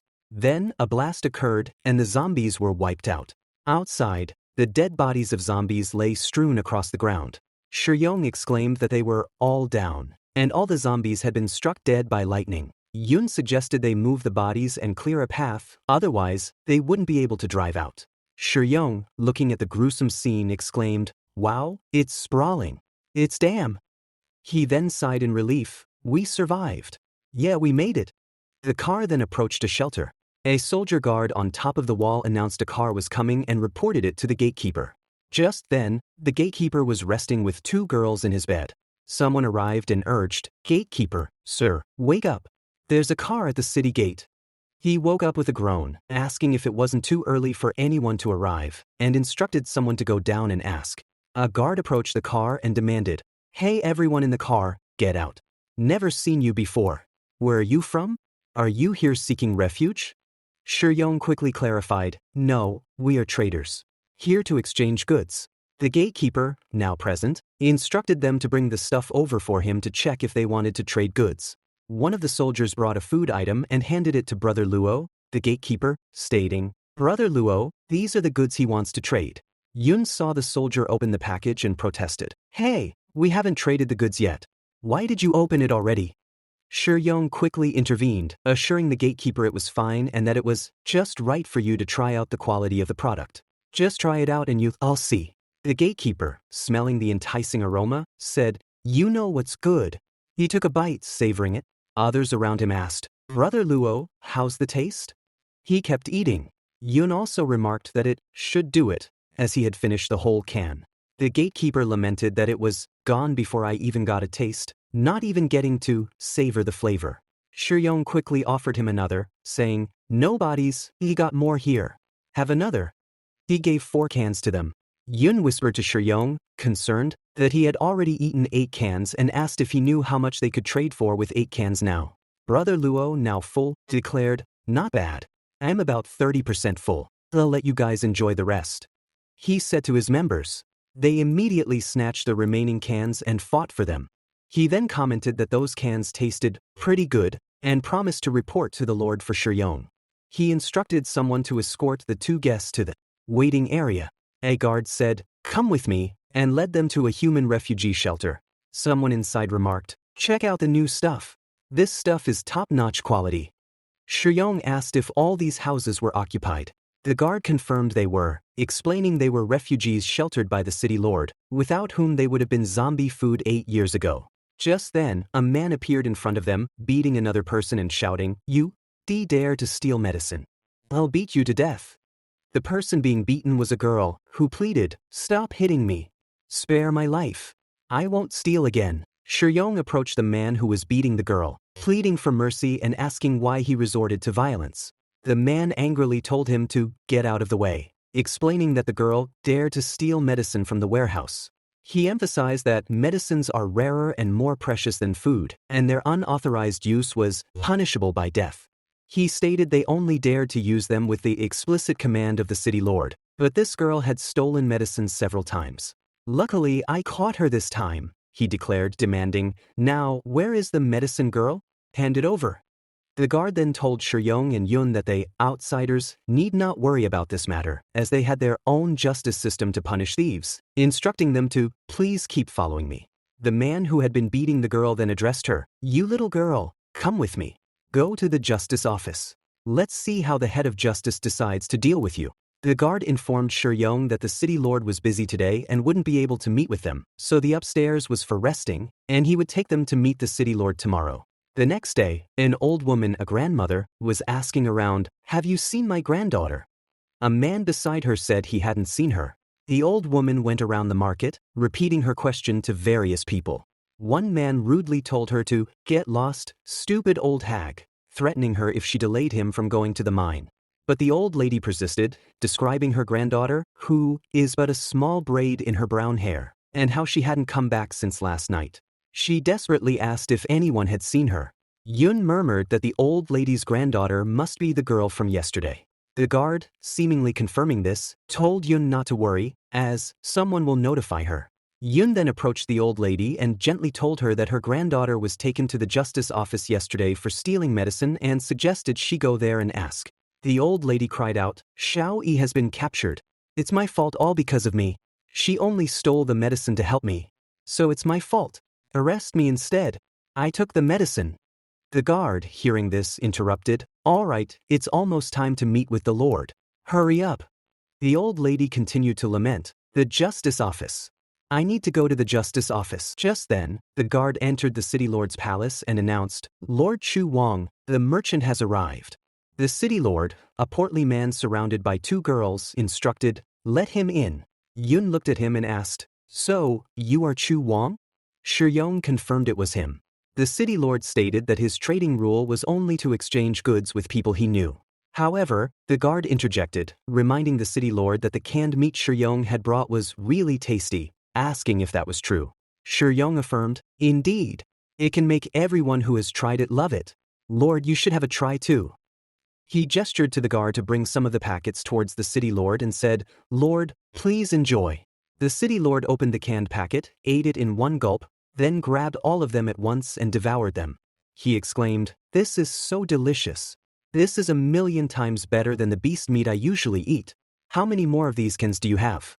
I want them all. I'll trade anything for them." Shuyong expressed his delight, saying, "Fantastic. Lord, you really know your stuff." The city lord then asked what goods Shuyong would like to trade for. Shuyong stated he wanted to trade for zombie cores, an evolution potion, and some gold. The city lord was confused by the mention of gold. Just then, the guard explained what the gold was. The city lord then chuckled, "And here I was wondering what it was. Turns out it's that thing. We can trade. He got plenty of gold." The city lord instructed the guards to take the merchant down to tally the supplies and give him the items he wished to trade. A guard affirmed the order. Just then Shuang interjected, telling the city lord that he had another request. The city lord inquired about the nature of this request. Shuang explained that a girl had stolen medicine from the warehouse the previous day and had subsequently been arrested by the justice office. He offered to compensate them with triple the amount of the stolen medicine supplies, expressing his hope that they would release her. The city lord questioned whether this was true, and the guard confirmed that it was, adding that the thief had already been locked up by Chief Justice Kichi.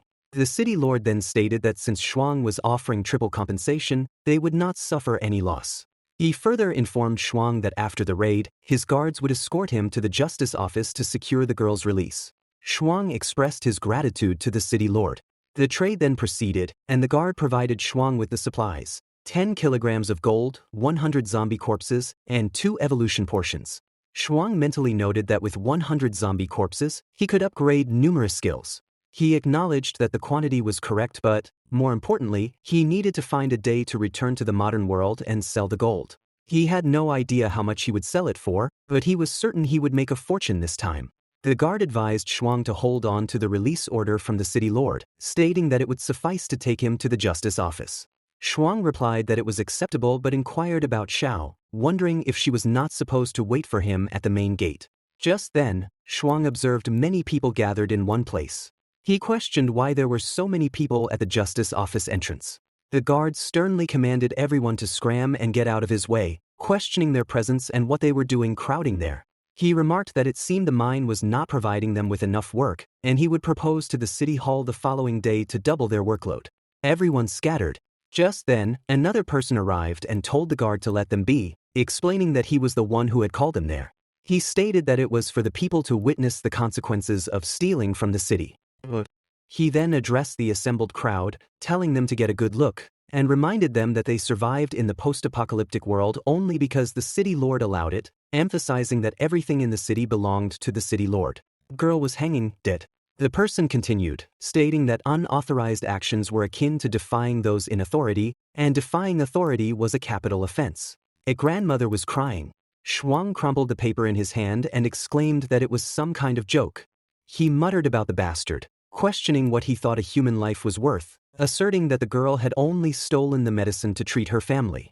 The man then addressed Shuang, remarking that he had not seen him before and surmising that he must be the merchant who had come to trade. He then seized Shuang's hand and twisted it, and Shuang's bone cracked.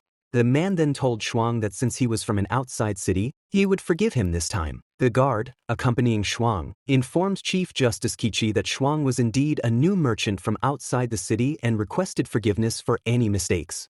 The man, Chief Justice Qiqi, then inquired if Xiao had accompanied Shuang to trade. Shuang asked what had happened. Chief Justice Qiqi explained that Xiao had been captured while attempting to break into the prison, adding that she seemed extremely angry about him killing the girl. He expressed uncertainty about whether to release her or execute her directly. The guard urged Chief Justice Qiqi to calm down, emphasizing that the city lord was very fond of these two and that killing them would mean the city lord would never again taste their delicious flesh. He suggested simply keeping them alive. Just then, Shuang powered up his system with all the zombie codes he possessed and asked how many times he could upgrade with his current skill points. The system replied that he could upgrade 3 levels. Shuang immediately confirmed the upgrade. He had now reached level 7, and the next upgrade would require 128 skill points.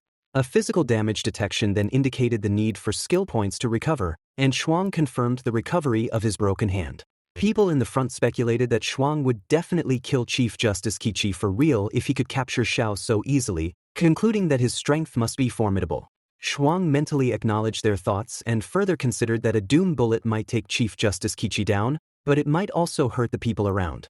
He decided that the best course of action was to use extreme speed to escape with Xiao. Having leveled up 3 times, he believed he should be able to hold on until they escaped. He activated extreme speed climbing. He ran past the 2 guards who were holding Xiao and in front of Chief Justice Qiqi, then climbed the building, announcing his intention to make a grand escape in one go. He then exclaimed that his climbing skill could last longer than before. Just then, Xiao told Shuang not to worry and suggested they escape first. After they had covered a significant distance, Shuang declared that he was maxed out and at this distance, they should not be able to catch up. He commented on how close they had come. Xiao apologized, telling Shuang that she had dragged him into this. Shuang reassured her, telling her not to say that she had done nothing wrong, taking all the blame on himself for being there and for not taking action earlier. Xiao expressed her surprise at how quickly they had acted, lamenting her own weakness and wishing she could have held them off longer. Shuang inquired if that was Chief Justice Qiqi. Xiao confirmed it, stating that he must be a level 5 evolver. Shuang asked if a level 5 evolver was considered very powerful. Xiao explained that evolvers always started from level 1 and that breaking through each level was very difficult, recounting that it had taken her 10 years just to break through to level 3. She further elaborated that every faction had its own high-level evolver to protect its safety, but level 5 evolvers were quite rare. Some even believed there were level 10 warriors who could easily dispatch a safety with a single move. Shuang mused that even in the apocalypse, there were still incredibly strong people, and he thought that he had been too naive in believing he could dominate the world with his system. Just then, Chief Justice Qiqi reached them. Xiao shouted a warning. Chief Justice Qiqi then struck Shuang with a knee strike. Shuang was hurt, but Chief Justice Qiqi continued to beat him severely. Xiao shouted his name, but Chief Justice Qiqi retorted, asking if he had said they could leave, holding Shuang's head between his hands. Then, Chief Justice Qiqi left Shuang on the floor. Xiao was about to attack him, but with a single punch, he forced her to retreat and then grabbed her neck. Xiao told him to let her go, but Shuang then drank the evolution portion he had. He was in severe pain. Xiao questioned why he drank the evolution portion. Shuang did not respond, but he laughed through the pain. Chief Justice Qiqi remarked that it was like watching a dying bug making its last desperate struggle and wondered if Shuang would rather die from self-destruction than submit to him, finding it quite amusing. Xiao was enraged. Shuang's eyes turned red, and he experienced a flashback to his past. In the memory, someone asked Shuang why he always had to fight, reminding him that the teachers kept telling him to get along with his classmates. Shuang retorted that he did not want to, and if they bullied him, he would hit back. The teacher then slapped him. Later at home, his father reprimanded him for continuing to fight at school, asking if he dismissed his words as empty, and complaining that Shuang was embarrassing him by saying he was born but never raised properly. In another memory, Shuang's manager told him to stop coming to work from the following day. Shuang asked why, inquiring what he had done wrong.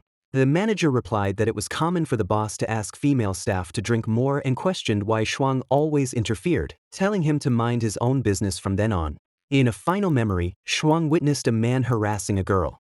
The girl pleaded with the man to let go of her. The man told her to stay and have some fun with him. Shuang intervened, asking what they were doing. The man told him to beat it and leave them alone. Shuang was beaten very brutally, but he still held onto the man's legs. The man demanded that he let go of him, calling him a mad dog, and decided that they should leave before the cops showed up. The lady thanked Shuang, expressing her appreciation. She noticed that Shuang was tearing up his suit and asked if he had nowhere to stay. She offered him a room for rent in her apartment. Shuang admitted that he was indeed looking for a place and asked about the monthly rent. The lady assured him that it was very cheap. The lady and Shuang went to her home. As Shuang was eating, the memory concluded, and the scene shifted back to the present, where Chief Justice Qiqi was hitting Shuang. Chief Justice Qiqi mockingly remarked that Shuang was like a dead dog and that his evolution seemed to have failed. Meanwhile, elsewhere, Ro was observing Shuang and thought that he was almost lost, trapped in an endless stream of memories. She mused that the probability of her level 2 evolution portion working was too low, and at this rate, it could only go so far. She concluded that the quality this time really wasn't high and she might as well find another one. Ruo reflected that they had tried so many times but still could not succeed, implying that self-destruction might be their fate. Shuang, still immersed in the memories, was talking to the lady. She asked if the food was tasty. He enthusiastically replied that it was delicious and that her cooking was so good she could open a restaurant, adding that he could eat it every day. The lady responded that as long as he wanted to eat, she would make it for him every day. Shuang remained silent for a moment. The lady then mentioned that she had bought a cake from a popular dessert shop that day and encouraged him to try it. Shuang ate it and declared it delicious. Just then, an idea came to his mind, and he exclaimed that he wanted to be a pastry chef. The lady asked what was wrong, as Shuang seemed a bit lost in thought. Shuang replied that he thought he might have forgotten something. On the other hand, Chief Justice Qiqi was about to take Xiao, whom he had tied up. Xiao defiantly asked what he was doing and told him to just kill her if that was his intention. Chief Justice Qiqi replied that he would not, explaining that he would be in trouble if he killed all the suppliers the city lord needed. He added that Zhao's face was pretty, and if all else failed, he could always cut her tendons and present her to the city lord as a plaything. Just then, Shuang grabbed Chief Justice Qiqi's hand and leg and stood up. He declared that Chief Justice Qiqi was not going anywhere. Shuang clutched Chief Justice Qiqi's jacket and punched him in the face. Shuang then began to beat Chief Justice Qiqi so brutally that the ground shattered. Chief Justice Qiqi's face was covered in blood. Xiao exclaimed that Shuang had successfully evolved and expressed surprise, having thought he was already dead. Shuang replied that he was not that easy to kill. Just then, Chief Justice pierced his hand straight through Shuang's chest. Xiao was shocked by what happened. Shuang, however, calmly stated, "Well done, the evolution was a success."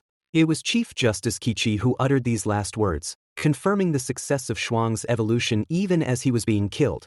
Chief Justice Qiqi, despite being impaled, declared that even if Shuang had successfully evolved, he was merely a level 1 evolver and questioned if Shuang truly believed that was sufficient to defeat him. Shuang clenched his teeth, and a surge of energy emanated from his body. Chief Justice Qiqi exclaimed in disbelief, questioning how that was possible, recognizing it as a golden abyssal physique, something only a level 10 evolver would possess. Just then, Chief Justice Qiqi was seen running towards the speed demand gateway, his thoughts racing. He had just seen how Shuang could use the golden abyssal physique, an ability he was certain was indeed the golden abyssal physique, just like one he had witnessed before. Now Xiao, standing there, pointed her finger towards Chief Justice Qiqi and fired an attack. Chief Justice Qiqi was running with the attack just behind him, which appeared massive. It struck Chief Justice Qiqi, and the man was wiped out. Meanwhile, the city lord inquired about the commotion, sensing an intensely powerful wave emanating from 10 miles outside his city. He wondered which powerful figure was passing through the area in Faction 17. His aide responded, "Come." Someone then asked the city lord what was wrong. He answered that the force was wrong. In the climber's location, the lady with Shuang asked him if he felt it. Everyone was shocked by the sheer force that Shuang had released. Xiao urged Shuang to hold on, assuring him that she was going to patch him up in just a second. However, she then exclaimed that the wound was too severe and she couldn't stop the bleeding. But just then, Shuang's body itself stopped the bleeding, and Xiao, filled with relief and urgency, told Shuang that he must hold on and she would take him to the doctor right away. Just then, the city lord came running to the area, noting that the aura had disappeared. He pondered why such a strong evolver would be fighting near his domain and expressed his hope that he hadn't offended them. He reasoned that as a straightforward businessman, it was unlikely he would have provoked any high-level evolvers. About 4 then, at a different location, a gate was violently impacted. The lady approached the door, but someone outside the door impatiently told her to hurry up and open it, then kicked the door open. It was Xiao. The lady exclaimed Zhao's name and told her that she would pay for the broken door. Xiao dismissed the remark, urging her to hurry up and help her save Shuang. Upon examining Shuang's injuries, the doctor expressed his perplexity, remarking on the strangeness of his vital signs. When asked what was wrong, the doctor admitted he couldn't definitively say Shuang was fine, nor could he say he wasn't. He decided to bandage his wounds for now, adding that he had scanned Shuang's organs and discovered a large area of metal material covering his wounded side. The doctor found this peculiar, noting that these metals had effectively saved Shuang's life, and he had never before witnessed a wound heal in such a manner. Xiao then inquired if that meant Shuang was all right, but the doctor reiterated his inability to make a promise due to the sheer strangeness of the situation. Xiao pressed further, asking what exactly was going on, to which the doctor suggested keeping Shuang there for a few days for observation. Just then, the scene shifted to a leader in Group 17, who instructed his underlings to punch him a few times. The underlings, astonished, asked if he was serious, wondering how they could possibly hit him. He insisted, reminding them of how much he had bullied them and asking if they didn't want revenge. He urged them to come and beat him up to let off some steam, assuring them he wouldn't hold it against them. They nodded, and a flurry of punches landed on the boss. The boss, internally, cursed, thinking they had truly hit him hard, but he silently vowed to show them who was boss later. He was then seen walking to a doctor's clinic and knocked on the clinic door. When the doctor came out, he immediately told Dr. Zhao that he was injured again and needed treatment quickly. The doctor took him inside, remarking that it was his 3rd visit that month and he was getting injured too frequently. The man replied that his line of work simply made it easy for him to get hurt.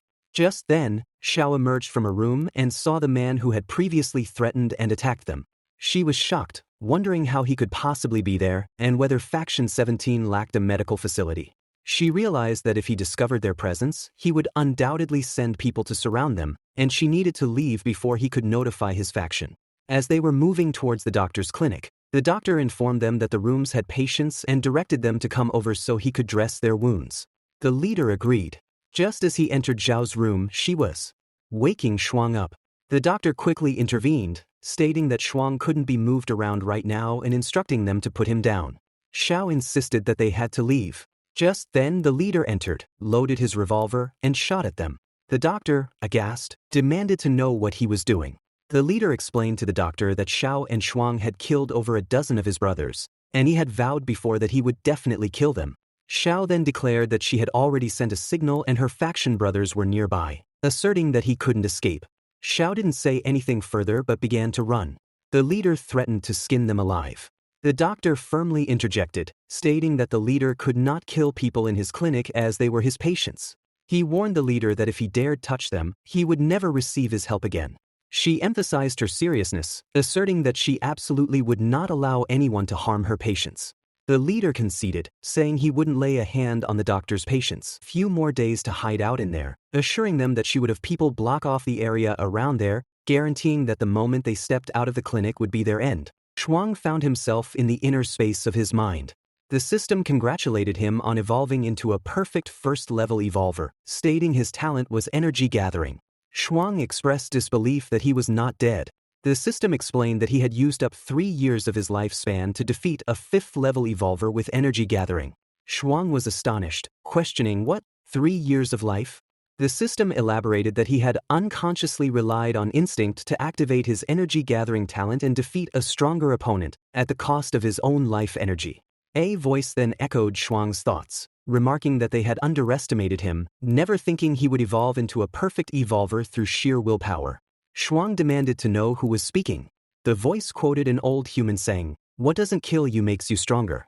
It further explained that his evolution would unlock more functions in the system and advised him to use them well. Shuang reiterated his question, demanding to know who the voice was and why it had given him the system. The voice replied, expressing hope that Shuang would make it to the end, promising they would meet when he reached the end of the road. Just then, the doctor was attending to Shuang, marveling at his rapid recovery. He noted that it was truly magical. Shuang's wounds had completely healed in just one day, a speed he had never witnessed, even among evolvers with self-healing abilities. Xiao, observing this, wondered why Shuang hadn't woken up. The doctor explained that logically he should have woken up by now, but perhaps he needed a little stimulation to wake up. Just then, Shuang groaned, asking what they were doing and jokingly calling the doctor a freak. The doctor remarked that Shuang seemed to be recovering well and looked quite spirited. Xiao urged him to get dressed first.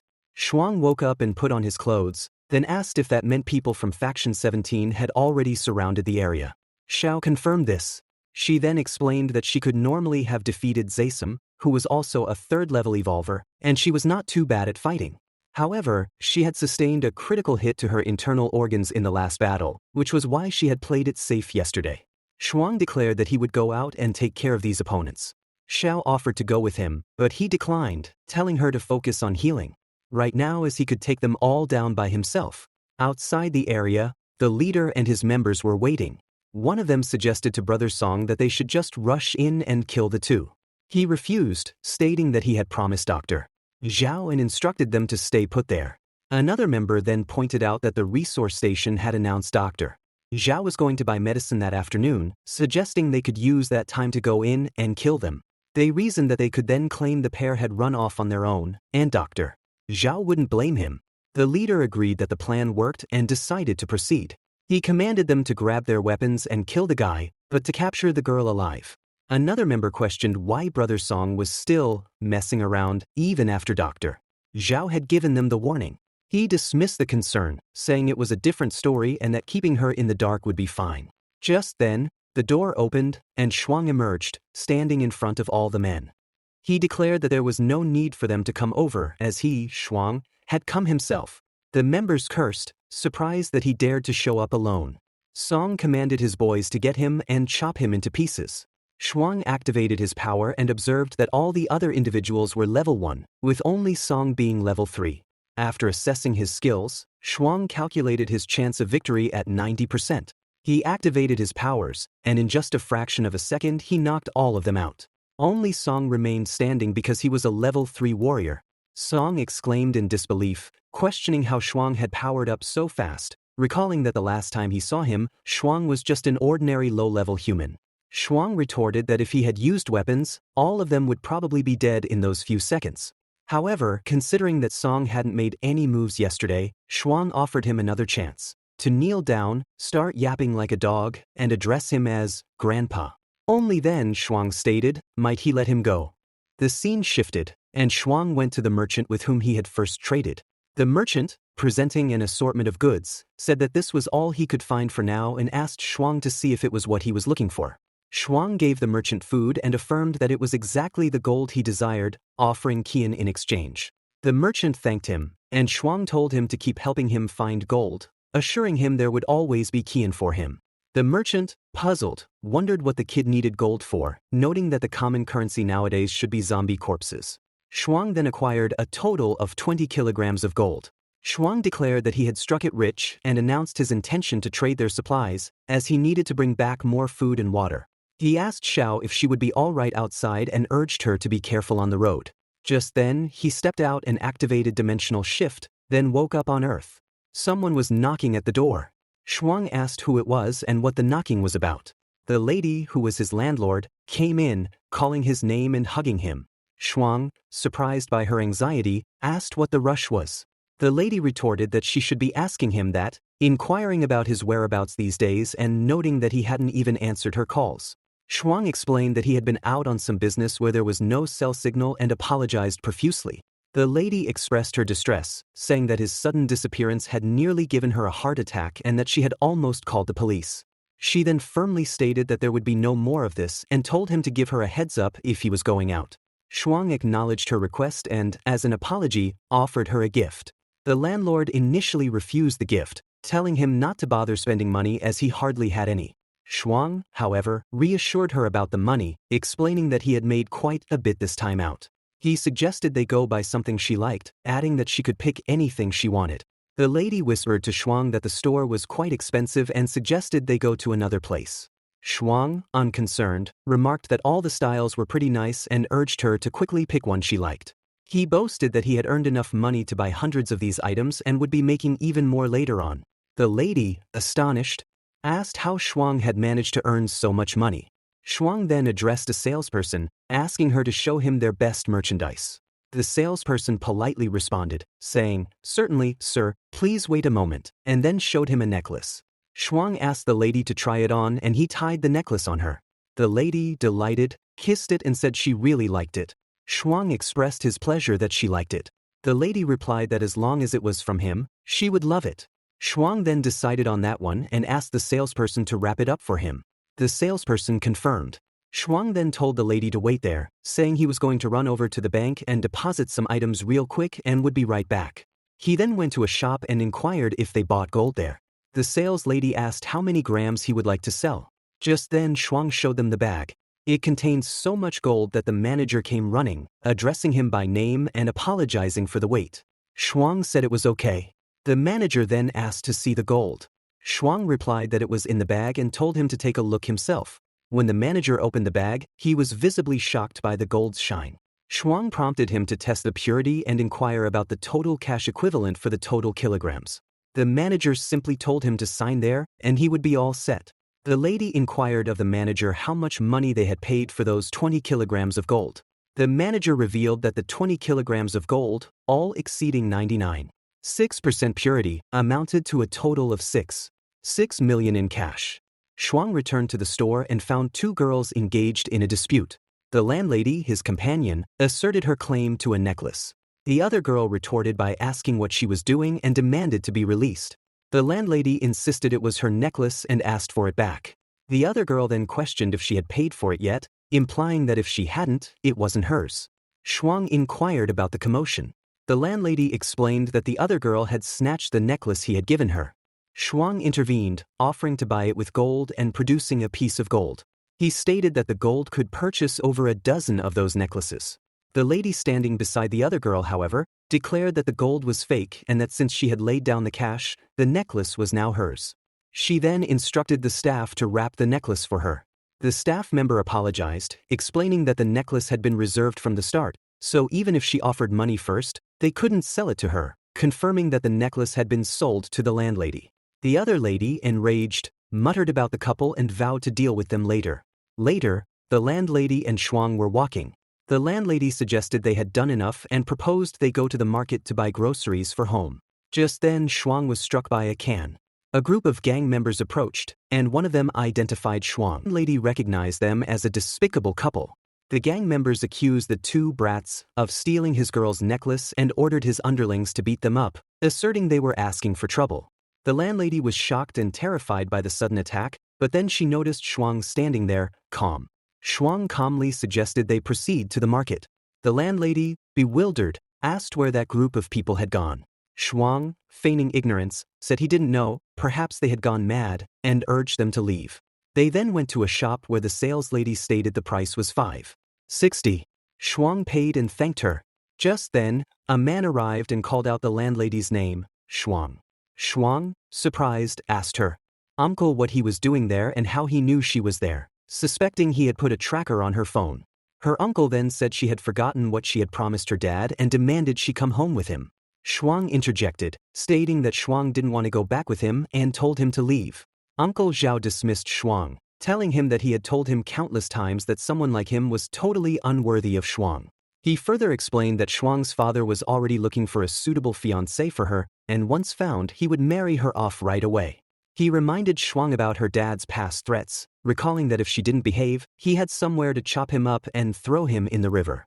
Shuang, visibly intimidated, said she understood and would head back with him. As she was about to leave, Shuang stopped her, asking if Shuang could come with him if he became rich. Uncle Zhao scoffed, questioning if Shuang meant his current account balance of over 6 million. telling him to stop dreaming and to talk to him when he could make 600 million a year. Shuang, processing the immense figure of 600 million, then declared that it would be 600 million and called out to Shuang, telling her to wait for him, vowing to definitely earn 600 million and take her with him. A group of people was seen discussing something, with one of them asking if the item had been found. The other confirmed its discovery, stating that the Earth Alliance possessed it and demanded 1,000 dark crystals for it. The first person expressed dismay at the exorbitant price, lamenting that all his combined assets barely amounted to that much, feeling as though they were trying to bleed him dry. The other person relayed the Earth Alliance's message. If he couldn't afford it, he should forget it, as there were plenty of other buyers. The first person, despite considering the price outrageous, thought that if he acquired it and gave it to him, he would definitely be willing to cooperate. He reasoned that with his help, not only 1,000 dark crystals, but all the resources of a database would be his. The second man then said he understood and instructed the first to go back and retrieve the item, stating he would take care of things. Just then, Shuang returned to the apocalypse world, announcing his arrival. Xiao exclaimed that they had more supplies than last time. Shuang confirmed, mentioning rice, flour, meat, and milk, all acquired. Xiao, surprised by the quantity of flour, asked why he had brought so much. Shuang explained that it was to make desserts for her, reminding her that she had once expressed a desire to be a pastry chef. Xiao, however, countered that her mission was to protect him and she hardly had time to make desserts. Shuang then gently reminded Xiao that her injuries hadn't healed yet and suggested she stay behind this time to rest up at the base. Ruo then volunteered to go on a business run with him. Shuang expressed that it would be a huge help. Xiao, however, vehemently disagreed, whispering to Ruo and questioning her intentions, asking if she was planning to assassinate Shuang on the road. Ruo feigned offense, asking what Xiao was talking about and if her sister could be that sinister. She explained that she felt embarrassed always taking things for free and wanted to fully cooperate this time. She assured Xiao not to worry about it. Shuang then agreed, stating they would set off tomorrow. The next day, Shuang and Ruo were riding in a jeep. They entered a small, narrow street. Shuang remarked on the confined entrance to the base. Ruo explained that it was easier to defend and harder to attack, also better for preventing both zombies and enemy attacks. Entered the base, and somewhere inside, 2 guards were carrying a large box, which they placed down. The main personage eagerly instructed them to open the treasure so he could have a look. They opened it. The man, however, seemed unimpressed, noting that it was just a stone and felt like an ordinary one, questioning if it could be a fake. Someone quickly interjected, warning not to touch the stick, stating that it was poisonous and even an evolved being would be poisoned and mutate within minutes of contact. They added that even a level 5 evolver could only hold it for a maximum of 15 minutes. The main personage remarked on its high toxicity and understood why he wanted to acquire it. He asked if its authenticity had been verified. The first guard confirmed that it had been verified and tested on non-evolved individuals without any wounds, who mutated immediately upon touching the stick. The first guard acknowledged their good work and expressed how he felt best when they took care of things. Just then, someone arrived and informed the commander that 2 traders had just arrived, wanting to exchange codes. They had a big bag of canned food with them and looked quite wealthy. The commander exclaimed that it was a real lifesaver, admitting he was flat broke. He noted that the money magnet was heading their way and instructed them to roll, declaring it was time to go. Now, with Ruo and Shuang set, Ruo remarked honestly that she and her sister weren't really involved with this joy base at all and that they should have done their research before rolling in there. Shuang, however, stated that he now needed to figure out a way to make money fast. He recalled that Ruo had said the highest level here was only a level 3 evolver, so if he could get them out safely, she shouldn't worry. Just then, the commander ran in, greeting the friends from a distant land and apologizing for keeping them waiting. He mentioned hearing they had brought some great food for trade and asked to see them. Shuang opened the bag and presented its contents, stating that this was everything. The commander saw the cans and expressed his astonishment, declaring that just one of these cans was worth a fortune and that together, the 2 bags must have over 100 cans. He then signaled to a guard, who nodded in understanding. The commander then inquired what they wanted in exchange. Ruo stated they would like zombie corpses, and cool jewels were also fine. Just then, the commander closed the door. Ruo asked why he was closing the door. The commander replied, telling them not to think too much, and that he simply wanted to discuss the price with them properly. The commander immediately ordered his underlings to attack Shuang and Ruo. Ruo, startled, ran back, calling out to Shuang and asking why he was just standing there. Shuang calmly responded by questioning if people in the apocalypse were always like this, stating that he only wanted to conduct business peacefully. Some of the commander's men reached him, but Shuang activated his extreme climbing skill. He thought about how this skill would boost his grip, allowing his fingers to stick easily to solid rocks, and how his legs would gain a massive boost for jumping and moving at incredible speeds. In mere seconds, he knocked out all of the commander's men. Ru'a, observing the swift action, thought to herself that Shuang was incredibly powerful. The commander, now terrified and beaten brutally by Shuang, pleaded that it was all a misunderstanding and begged Shuang to stop hitting him, admitting he was wrong. Shuang, looking exasperated, asked why the commander had forced him to do this, stating that he truly didn't like it. The commander, desperate, promised to supply Shuang with what he needed and to trade whatever Shuang wanted directly. Ru'a, incredulous, called Shuang an idiot, questioning how he could trust someone who had just tried to kill and rob them, and warned him to be careful as the commander might stab him in the back at any time. Shuang, however, replied that he would continue to trade supplies with the commander. He then explained that he had finally figured it out. In this apocalypse, they were surrounded by wolves in sheep's clothing, but if these individuals knew the consequences of having bad intentions, business would be much easier. The commander, clearly terrified, quickly affirmed that for masters like Shuang, they had nothing but respect and dared not harbor any bad thoughts. The commander then invited Shuang to follow him, promising to show him the supplies for exchange. He led them to the box containing the infected rod. Shuang looked at it dismissively, asking what it was, referring to it as a broken stick, and stating that it wasn't the supply he had requested. The commander, in a desperate attempt to justify it, admitted that he had spent every last penny on this stick and had no choice but to steal to make ends meet, explaining that life had been a real struggle for them. He then began to extol the stick's virtues, claiming it was quite unique, a rare and precious desert item that could greatly enhance damage, and was even said to be capable of defeating high-level foes. He challenged Shuang to pick it up and try it if he didn't believe him. Shuang pondered if it was truly that powerful. Just then, the commander inwardly gloated, thinking that a mere 5-second touch with bare hands would curse Shuang with corpse poison, ensuring his death and confirming Shuang was still too green for this. Shuang was about to grasp the stick but then hesitated and said, "Forget it. You try it first." The commander was shocked and asked what? Shuang reiterated, telling him there was no need for him to try it, and urged the commander to try it himself to see how powerful the stick was. The commander stammered, but Shuang, losing patience, asked what there was to hesitate about and again told him to try it. He then held the stick with a cloth, saying, "Take it," and threw it towards the commander. The commander, visibly panicked, refused, saying, "No, not." Shuang, his voice firm, repeated, "I say it again. Grab the stick with your hand." The commander dropped the stick and fell down. Shuang asked if he was scared already, stating that he knew what the stick was. He reminded the commander that he had given him another chance to cooperate, but he hadn't cherished it, and therefore, Shuang told him not to blame him for what was to come. Ru'a urged Shuang to kill him. Shuang grabbed the commander by his neck. The commander pleaded for his life. Shuang, remembering the girl who had been killed and seeing the commander crying to be spared, then recalled Chief Justice Qi's voice in his mind, asking how it felt to hold someone's life in his hands and if it felt good. Shuang let the commander go and walked back, telling Ru'a to gather their things as they were leaving. The commander was left coughing on the floor. Ru'a, astonished, asked why Shuang hadn't killed him, given that the commander had tried to kill them earlier. She then sarcastically suggested that Shuang didn't want to see him suffer too much, and questioned why he didn't just use poison or cut off his head, proposing that there were plenty of painless ways to kill him. Shuang, in a serious tone, told her to stop talking. He then grabbed the stick with the help of a cloth and stated that he would just take it, considering it compensation for the commander trying to kill him. Ru'a, internally, thought that Shuang was a coward, unable to even kill someone, and that his skill was useless, leading her to believe he couldn't protect her sister. Just then, the commander, still recovering, asked if Shuang could save their base. Ru'a scoffed, asking if he thought they were some kind of charity. The commander begged them to agree to help, promising that after it was done, they could take all the supplies from the base. He explained that they were at their end and if no one came to help them, the base would be destroyed sooner or later.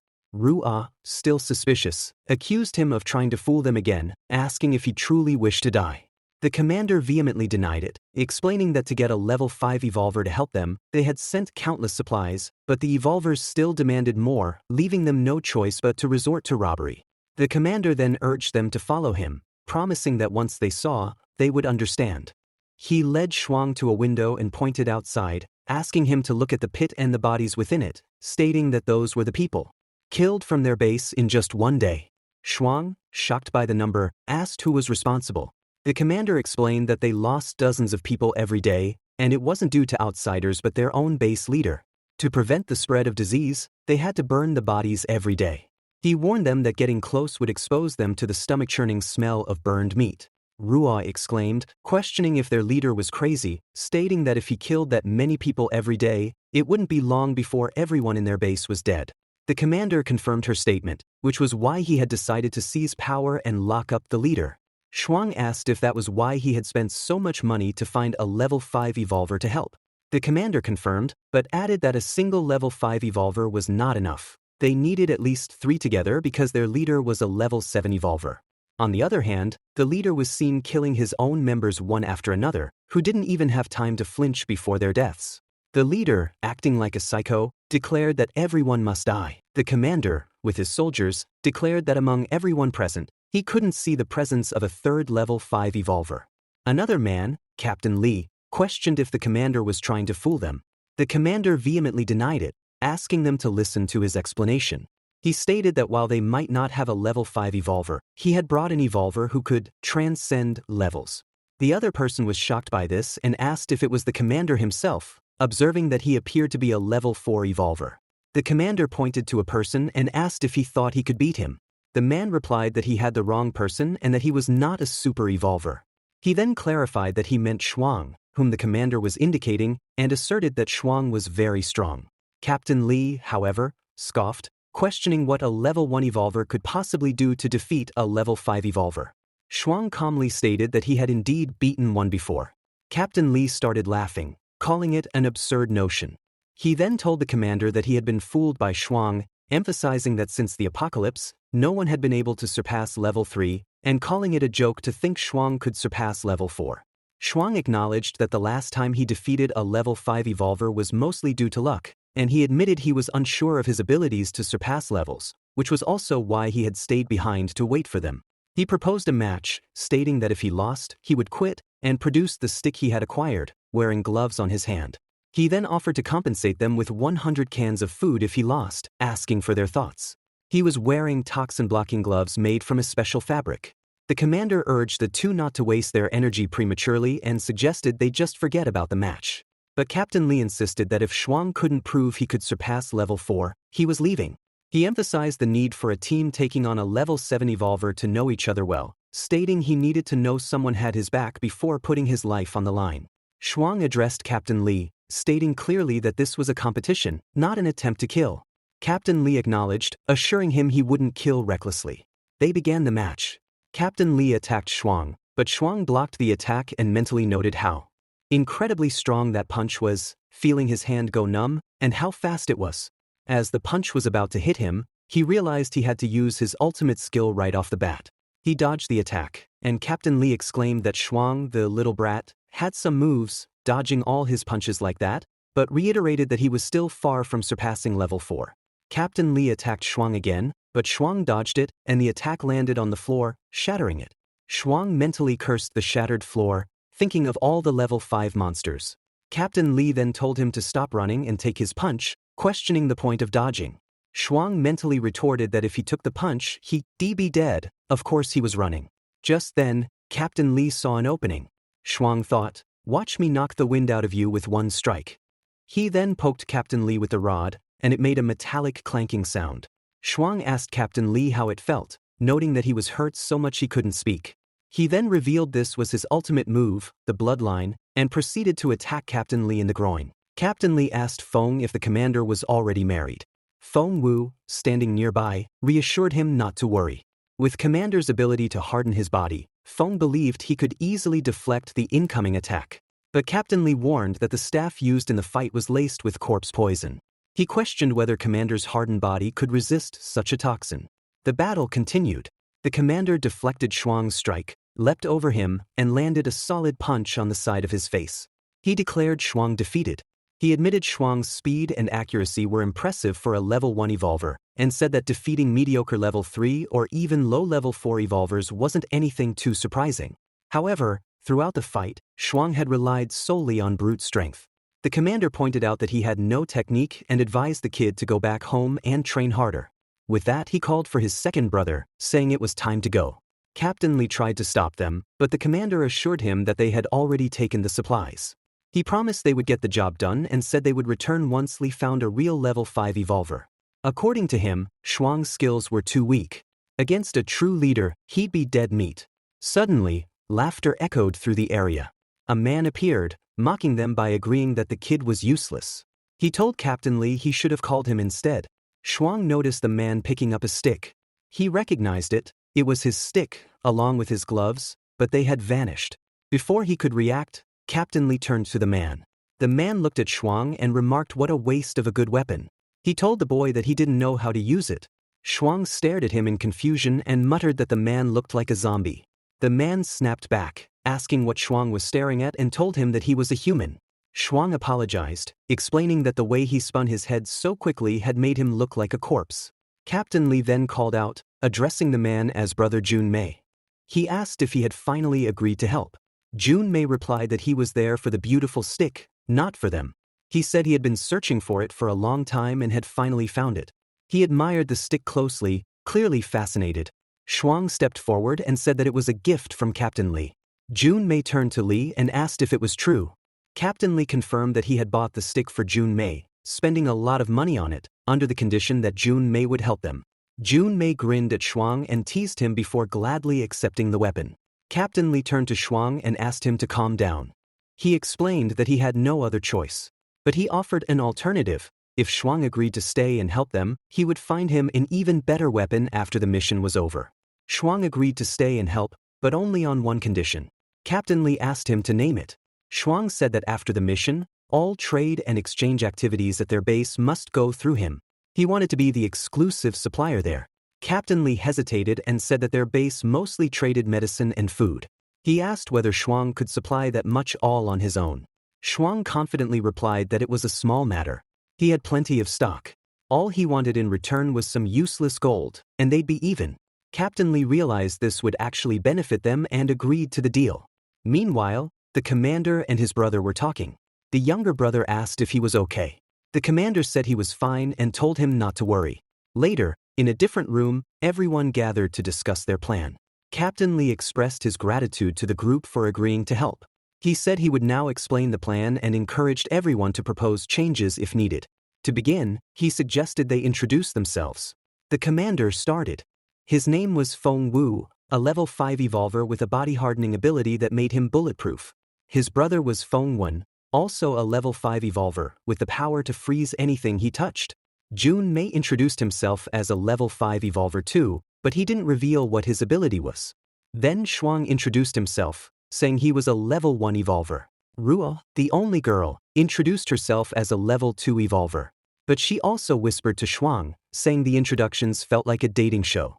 Shuang had no idea what to say and decided it was best not to ask. Jun Mei took over the discussion and started explaining the capture plan. Their target was the base leader, a level 7 evolver with the ability to liquefy his body. This made him extremely hard to capture. One wrong move and he would retaliate. The plan was to lure the leader into a hidden room. Jun Mei would release a special gas to paralyze his nerves. Meanwhile, Feng Wu, Shuang, and the two brothers would hold him off. Feng Wen would then freeze him in place using his powers. After that, they would activate a hidden mechanism to trap him inside a sealed chamber. Jun Mei laughed, saying that his special ability had finally been discovered. Feng Wu approved the plan and asked when they would execute it. Li added that they couldn't afford to lose more people. They agreed to carry out the mission the next day. The following day arrived. Captain Li personally led the base leader into a room. As soon as they were inside, the door closed behind them. The leader looked around and asked if Captain Li was planning to kill him. Just then, the leader attacked the commander, but the person with the body-hardening ability arrived and told the commander to fall back. The leader was poised for his attacks when Jun Mei struck him from behind with the stick, but his attack was blocked, and he was thrown away. He came straight towards Shuang and thanked him, calling him little brother, and acknowledging that Shuang had saved him, implying he wouldn't have survived otherwise. Shuang told him not to touch his face, having clearly saved Junmei. Then, the muscular person attacked the leader, but his attack didn't even reach him. Instead, the leader's attack pierced his defense. The muscular person exclaimed, "Impossible! It actually pierced my defense." The leader explained that high pressure combined with high-speed rotation could pierce through anything. Just then, the spectacled guy got closer and froze the water. The commander fell back, and all three of them were struggling to fight against the leader. Shuang grabbed the spectacled guy and ran away from the attack. Now, the muscular man, positioned behind the leader, told everyone to stop looking around and directed their attention to him. He attacked the leader, but the leader dodged his attack. He then said, "I scatter his form, now's the time." The spectacled guy recognized their chance and froze the leader's water form. Shuang asked if the leader was dead. The spectacled guy replied that he wasn't. To escape the freezing effect, he had dispersed himself. The commander ordered the guards to block the gap at the door, telling them not to let him escape. Everyone affirmed the order. However, the leader reappeared in his original form, surprising everyone. The commander exclaimed, "Oh no, he's about to use that move." He then shouted, "Shield swing. Everyone, get behind the shield wall." The commander released several slashes with water waves. Everyone was getting injured. Even the soldiers holding the shield were not spared, as the attacks went straight through their shields, injuring everyone. Finally, the attack was over. The muscular guy had also saved everyone behind him, telling them all to hide behind him. He explained that the more water jets there were, the weaker they would get, and he could handle the current pressure.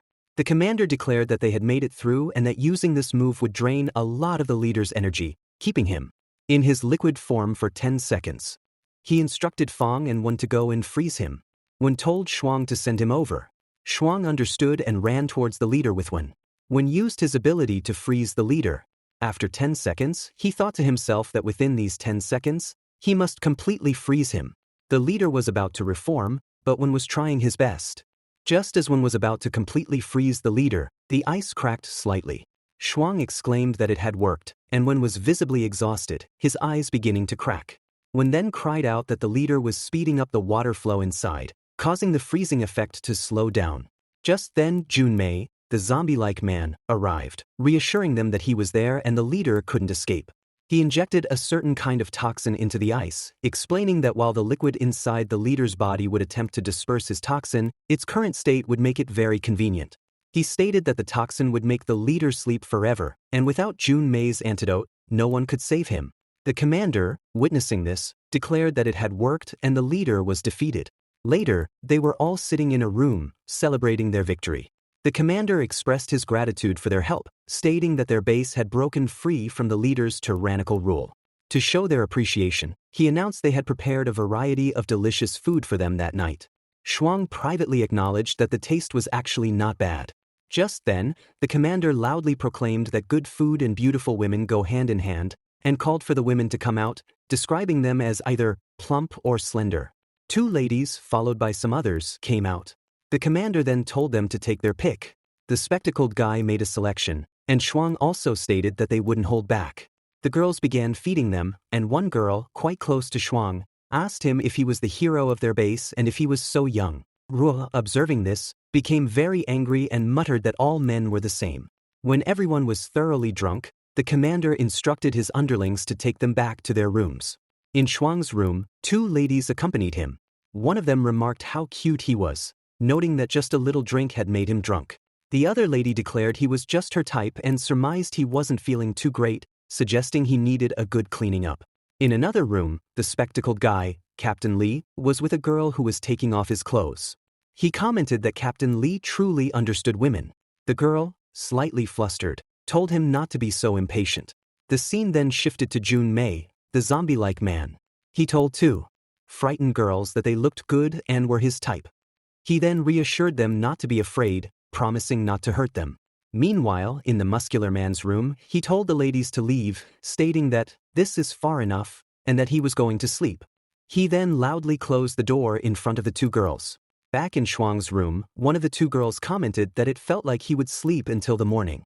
The other girl asked what they should do, noting that he was dead asleep and they couldn't serve him even if they wanted to. She reminded her companion that the captain had told them to take good care of him, so they decided to wipe his body and then leave. As they were wiping his body, one of the girls gasped. The second one asked what was wrong.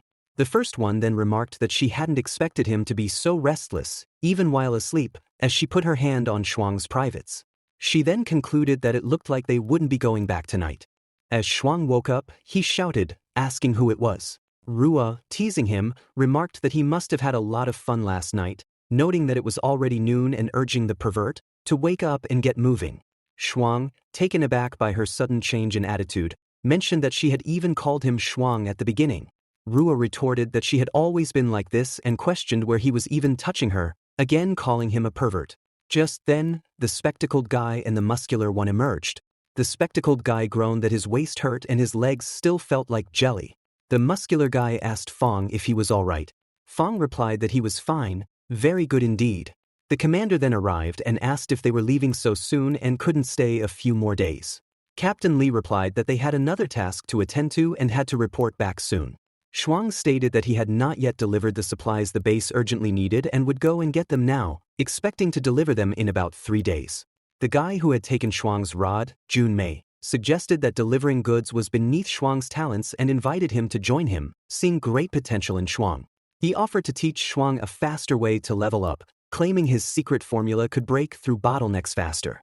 The spectacled guy, however, advised Shuang not to rush into it, questioning why Jun Mei was still at the bottleneck stage if he had such a secret recipe. He then asked Jun Mei about a young man who was with him last time, wondering where he was now and if Jun Mei had used him for alchemy. The muscular man then told Shuang to catch something and threw an item. Shuang asked what it was. The muscular man explained that it was a handy walkie-talkie, stating that their organization needed talents like Shuang. He added that if Shuang was willing to join them, he should dial the walkie-talkie, and he would tell him where they were. 3 days later, someone was running and excitedly announced to the commander that Shuang was back. The commander expressed surprise, questioning if he had gathered the supplies so quickly. The other person told him to come out and take a look, as the supplies Shuang had bought amounted to 3 truckloads. The commander emerged and marveled, admitting he had been drunk when he asked for the supplies, yet Shuang had still managed to bring them. And it had only taken 3 days. Shuang informed the commander that he had bought all the supplies he had asked for and invited him to check them out. The commander stated that they had moved everything and that he had never seen so many supplies before. A worker remarked that with these seeds and fertilizers, their base would be self-sufficient. One of the officers expressed his pleasure, stating that as long as they got a good harvest starting next year, no one at the base would be hungry. The commander then exclaimed, asking if Shuang was a god and where he had acquired so many high-quality supplies, calling it amazing. Shuang, downplaying the feat, stated that things like food and seeds were small matters and that they just needed to pay him the agreed reward, and they could get as much as they needed. The commander then presented the reward he had promised. Shuang, however, questioned why there was so little, reminding him that he had brought 3 truckloads of supplies and asking if he wanted him to do manual labor. Just then, the commander interjected, pointing out that it was a bag of dark crystals and asking if Shuang didn't know what it was, stating that it was much more valuable than the zombie core he had promised. As Shuang held the dark crystal in his hands, the system informed him that 1 dark crystal could charge hundreds of skill points. Shuang, amazed, remarked that such a small piece could charge 100 skill points, making it 50 times more effective than a zombie core, calling it truly amazing. The commander then reminded him that there was also the gold he had promised. He then admitted that they hadn't found much gold at their base and had searched the storage room but found very little. He presented what they had and asked if Shuang thought it was enough. Shuang looked at the gold and confirmed it was enough, thanking him profusely. Just then, Shuang reached Shuang's bed and breakfast and told Shuang and Rua that he needed to go out for a bit and would see them in a few days. Rua asked him to bring her some white rabbit candies, as she had finished all of them at home. Shuang then picked up a box and noted that it was much heavier than the last bag. He saw a graffiti on the lid and thought it didn't seem printed, wondering if they had used an old picture frame to make this lid. He then saw a signature and exclaimed, "Wow, a signature too, but is it in English? How to read this? Picasso?" He remarked on the strange name but found the drawing quite interesting. He then hung the painting on the wall, saying, "Let's hang it on the wall as decoration." Now, a person remarked that the Picasso painting was truly exquisite and that the 200 million he had spent was worth it. Another man informed him that Sir Zhao was meeting the blind date tonight. The man then told his uncle, Uncle Zhao, to keep an eye on Shuang and not let her cause any trouble. He then pondered what they should do about Shuang, as they still hadn't traced the source of the 20 kilograms of gold he had exchanged at their bank last time. He suggested that if they reported him to the police and had him arrested, the matter with Shuang would be settled. Uncle Zhao, however, stated that there was no need to call the police, as he had authorized the bank to make the exchange. He noted that the kid had some serious connections to get that much gold in such a short time, and since his factory urgently needed gold, they should keep him around for a bit. However, he firmly stated that there was no way Shuang could be with him, as his son-in-law must be someone capable. The man sitting across from the landlady on her blind date appeared polite and concerned as he asked whether the restaurant suited her taste. The landlady replied that it was fine. The man then said her father had told him she had been staying at home a lot and offered to take her to his family's island for a few days, describing the scenery as beautiful. The landlady refused flatly, saying she wasn't interested. When he asked about her favorite travel destination, mentioning that he had visited many countries due to work, she replied that she didn't feel like going anywhere. She then decided to speak honestly, telling him that her father had forced her into this meeting and she had no intention of continuing any contact. She pointed out that he was known as a playboy in their social circle and asked him to stop pretending to be gentle and sincere. Since the meal was over, she suggested they not waste any more time and told him goodbye. The man, surprised, muttered that she was ungrateful. The landlady returned home and found her father already waiting. He said he had heard about the dinner. With clear frustration, she asked why he was there. Her father, sounding hurt, said that even after all this time, she still refused to call him Dad. She stood firm, saying that if he had nothing important to say, he should leave. She reminded him that it was her house, and warned that if he came again without permission, she would call the police. He warned her that if she kept resisting, she would scare away all the suitors from big families, which would make things difficult for him.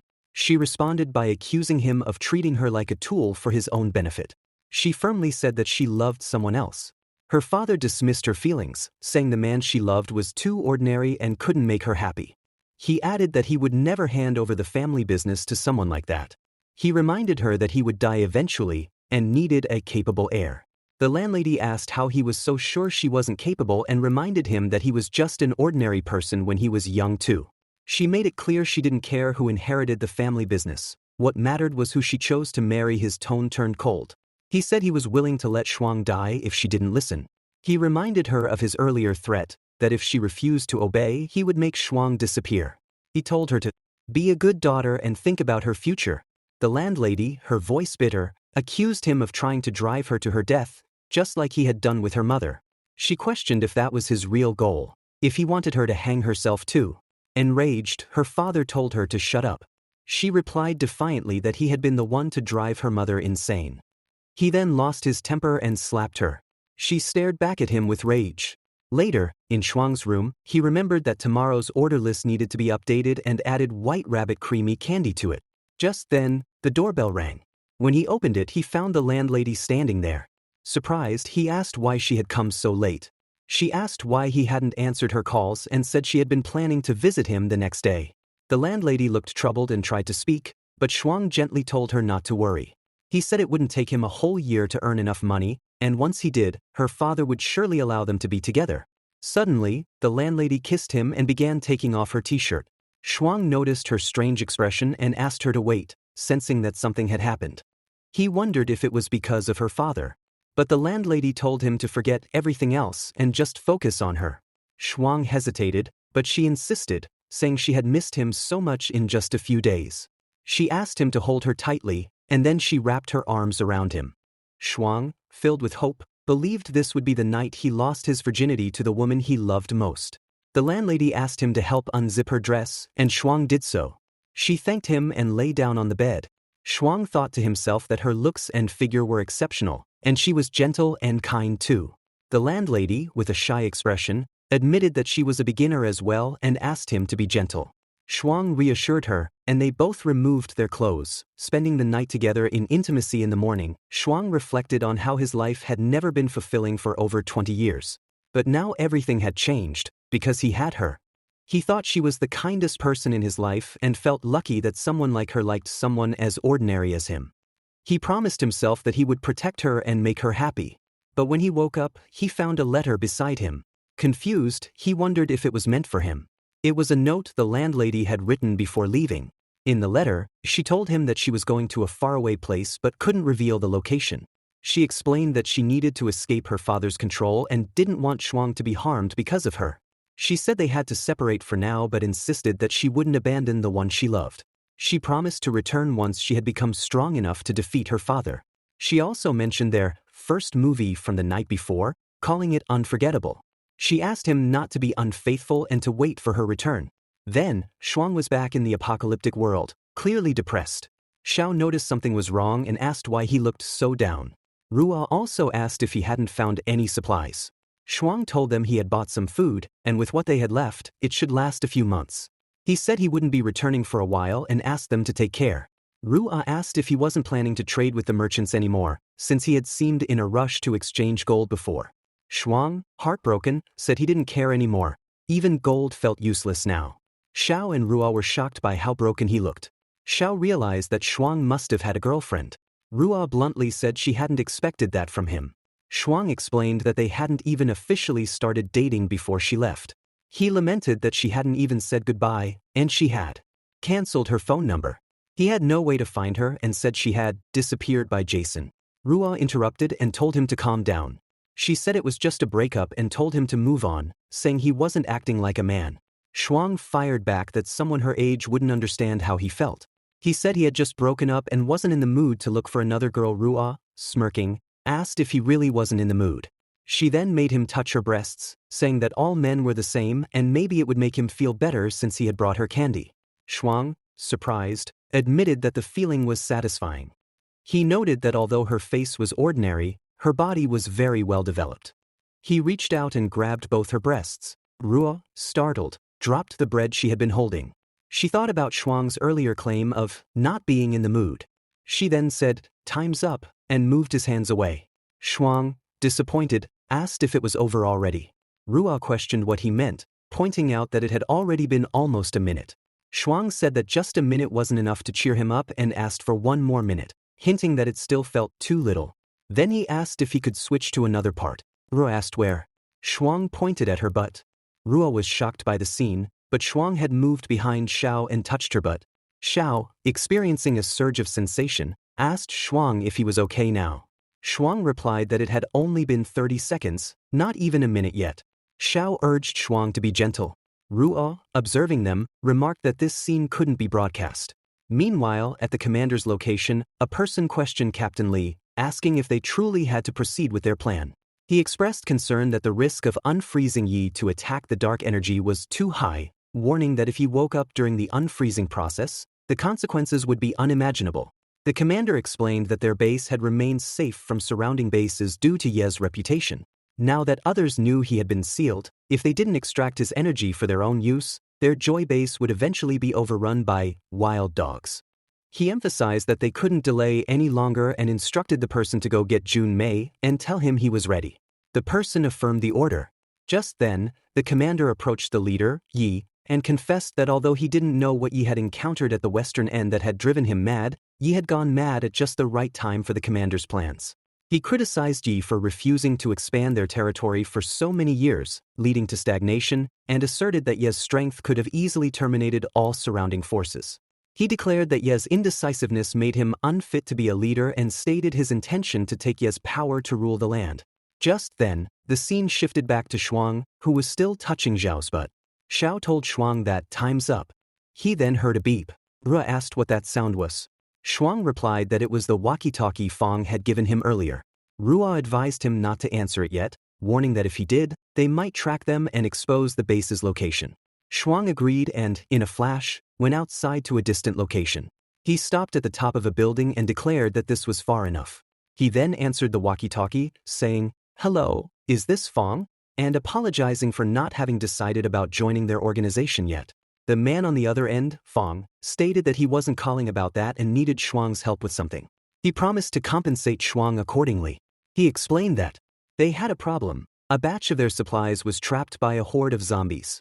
He added that there were also a dozen ordinary people inside and urged Shuang to hurry over as soon as possible.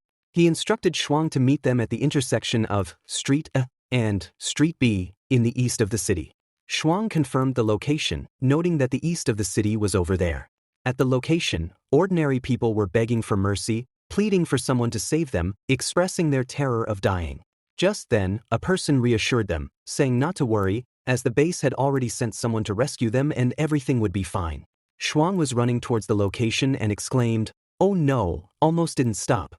He then asked if this was the intersection and questioned why there was no one there. Just then, someone arrived and kicked him. It was a muscular lady. She remarked that the kid they had found was way too reckless. The spectacled guy, when addressed her as Sister Shi, and advised her not to write him off as a rookie, stating that Shuang could be very useful when it came to it, and that they had a good eye for people. The muscular lady responded skeptically, "Oh, really? We'll see if he's up to the task soon enough." She then instructed him to follow them. And with their newly acquired supplies, they were making their way back, and the truck driver remarked to Chief Fu that they had truly struck gold this time, never expecting to find such an abundance of medical provisions. He felt certain the city would be extremely pleased upon their return, especially since Kiki's passing had left the position of Chief Justice vacant. The driver then wondered aloud if Chief Fu believed he would be given the position upon their return. Chief Fu responded that he was simply doing his job and not dwelling on such thoughts. Just then, the trucks came to an abrupt halt. The captain inquired about the problem, and they realized they were confronted by red zombies. An order was given for everyone to shoot, but they found themselves unable to hit the targets as the zombies skillfully dodged all their attacks. The driver then activated his ability, causing his hands to extend considerably, and with them, he seized 2 of the zombies. He then declared that they could no longer dodge and ordered everyone to shoot them. The zombies were instantly shot dead. The driver expressed his relief that they were finally deceased, acknowledging their good fortune in having the vice captain. A zombie then inflicted damage on one of the F-10 cars. The captain assured them it was no problem and suggested they transfer the goods from that car to the others to create some space. He urged everyone to hurry, emphasizing their need to reach the Earth Alliance by tomorrow night. At that moment, a person on top of a building, observing through binoculars, reported seeing many more zombies, approximately 800 meters away and heading towards them. The captain quickly ordered everyone to load the medical supplies onto the car and depart. However, someone pointed out that there were still fuel tanks on the other car. The captain insisted there was no time to waste, stating that they would undoubtedly perish if they crashed into the horde, and that they would worry about the gas later. He then commanded everyone to get into the car immediately. Later, the driver informed the captain that they were almost out of gas. The captain decided they should stop the car, and they found themselves in the middle of the road.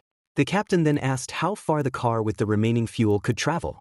The driver estimated about 10 kilometers, while another driver reported theirs could go approximately 3 kilometers. They were still 30 kilometers away from Earth Airlines. The captain acknowledged that everyone had been working tirelessly for days and nights but stressed that they could not afford to slack off now. He reiterated their 30-kilometer distance from the airlines and the absolute necessity of finding gasoline. He suggested there should be gasoline about 5 kilometers in another direction and proposed they divide and conquer. He instructed the vice captain to take a small squad to collect fuel, while he would take the goods. He told the vice captain to retrace their steps once they had found the fuel and then follow them. The vice captain confirmed his understanding, and they divided their groups. They then began extracting fuel from various other vehicles. Just as the vice captain declared that the collected gasoline should be sufficient and turned to suggest they depart to catch up with the main group, he witnessed 2 red zombies devouring 2 of their members, leaving only 3 of them. The vice captain shouted for them to run, but the others exclaimed it was too late. One of them had already been bitten to death. The captain then ordered them to run upstairs and not to shoot, warning that firing would attract more zombies. He stated that he would cover the rear. The vice captain then used bullets to repel the zombies. Everyone lamented that there were so many zombies and that escape without shooting seemed impossible. They were now out of bullets. They found themselves inside a building, where the vice captain assured them that the zombies should not be able to enter for the time being and urged everyone to take a break. Just then, the zombies outside began growling and banging on the door. The vice captain and his squad sat there, praying for someone to rescue them from the terrifying zombies. The vice captain then reassured them that the base had already sent someone to rescue them and that everything would be fine. The scene then shifted to Shuang and the other team. Shuang instructed Rock and Head that their task was to draw most of the horde towards the south. She then told Sanguine to divert a small portion of the horde to the west.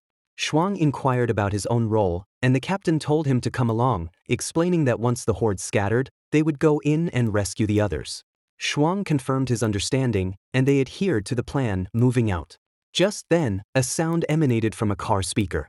A voice began singing that the boundless horizon was its one and only love. The zombies were attracted to the sound. The speaker continued, describing flowers blooming vibrantly under lush green hills and urging sweethearts to keep the music going and dance. It asked what kind of rhythm got them moving and brewing the most, and which melody filled their hearts with the most delight. The captain and Shuang were standing on top of a building. The captain announced that the horde had been diverted and suggested they go and rescue them now. However, there were still too many zombies there. Shuang asked why there were so many zombies in that location. The captain explained that some zombies were deaf and stated that he would hold off the zombies while Shuang went and saved the trapped individuals. Shuang opened the shutter and confirmed her understanding. She then called out to the people inside, assuring them they were safe and that she was there to save them, instructing them to open the door.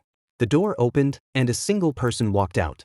Shuang expressed surprise, recalling that the captain had mentioned a dozen people. The captain also noticed this, and Shuang's father inquired why he was the only one.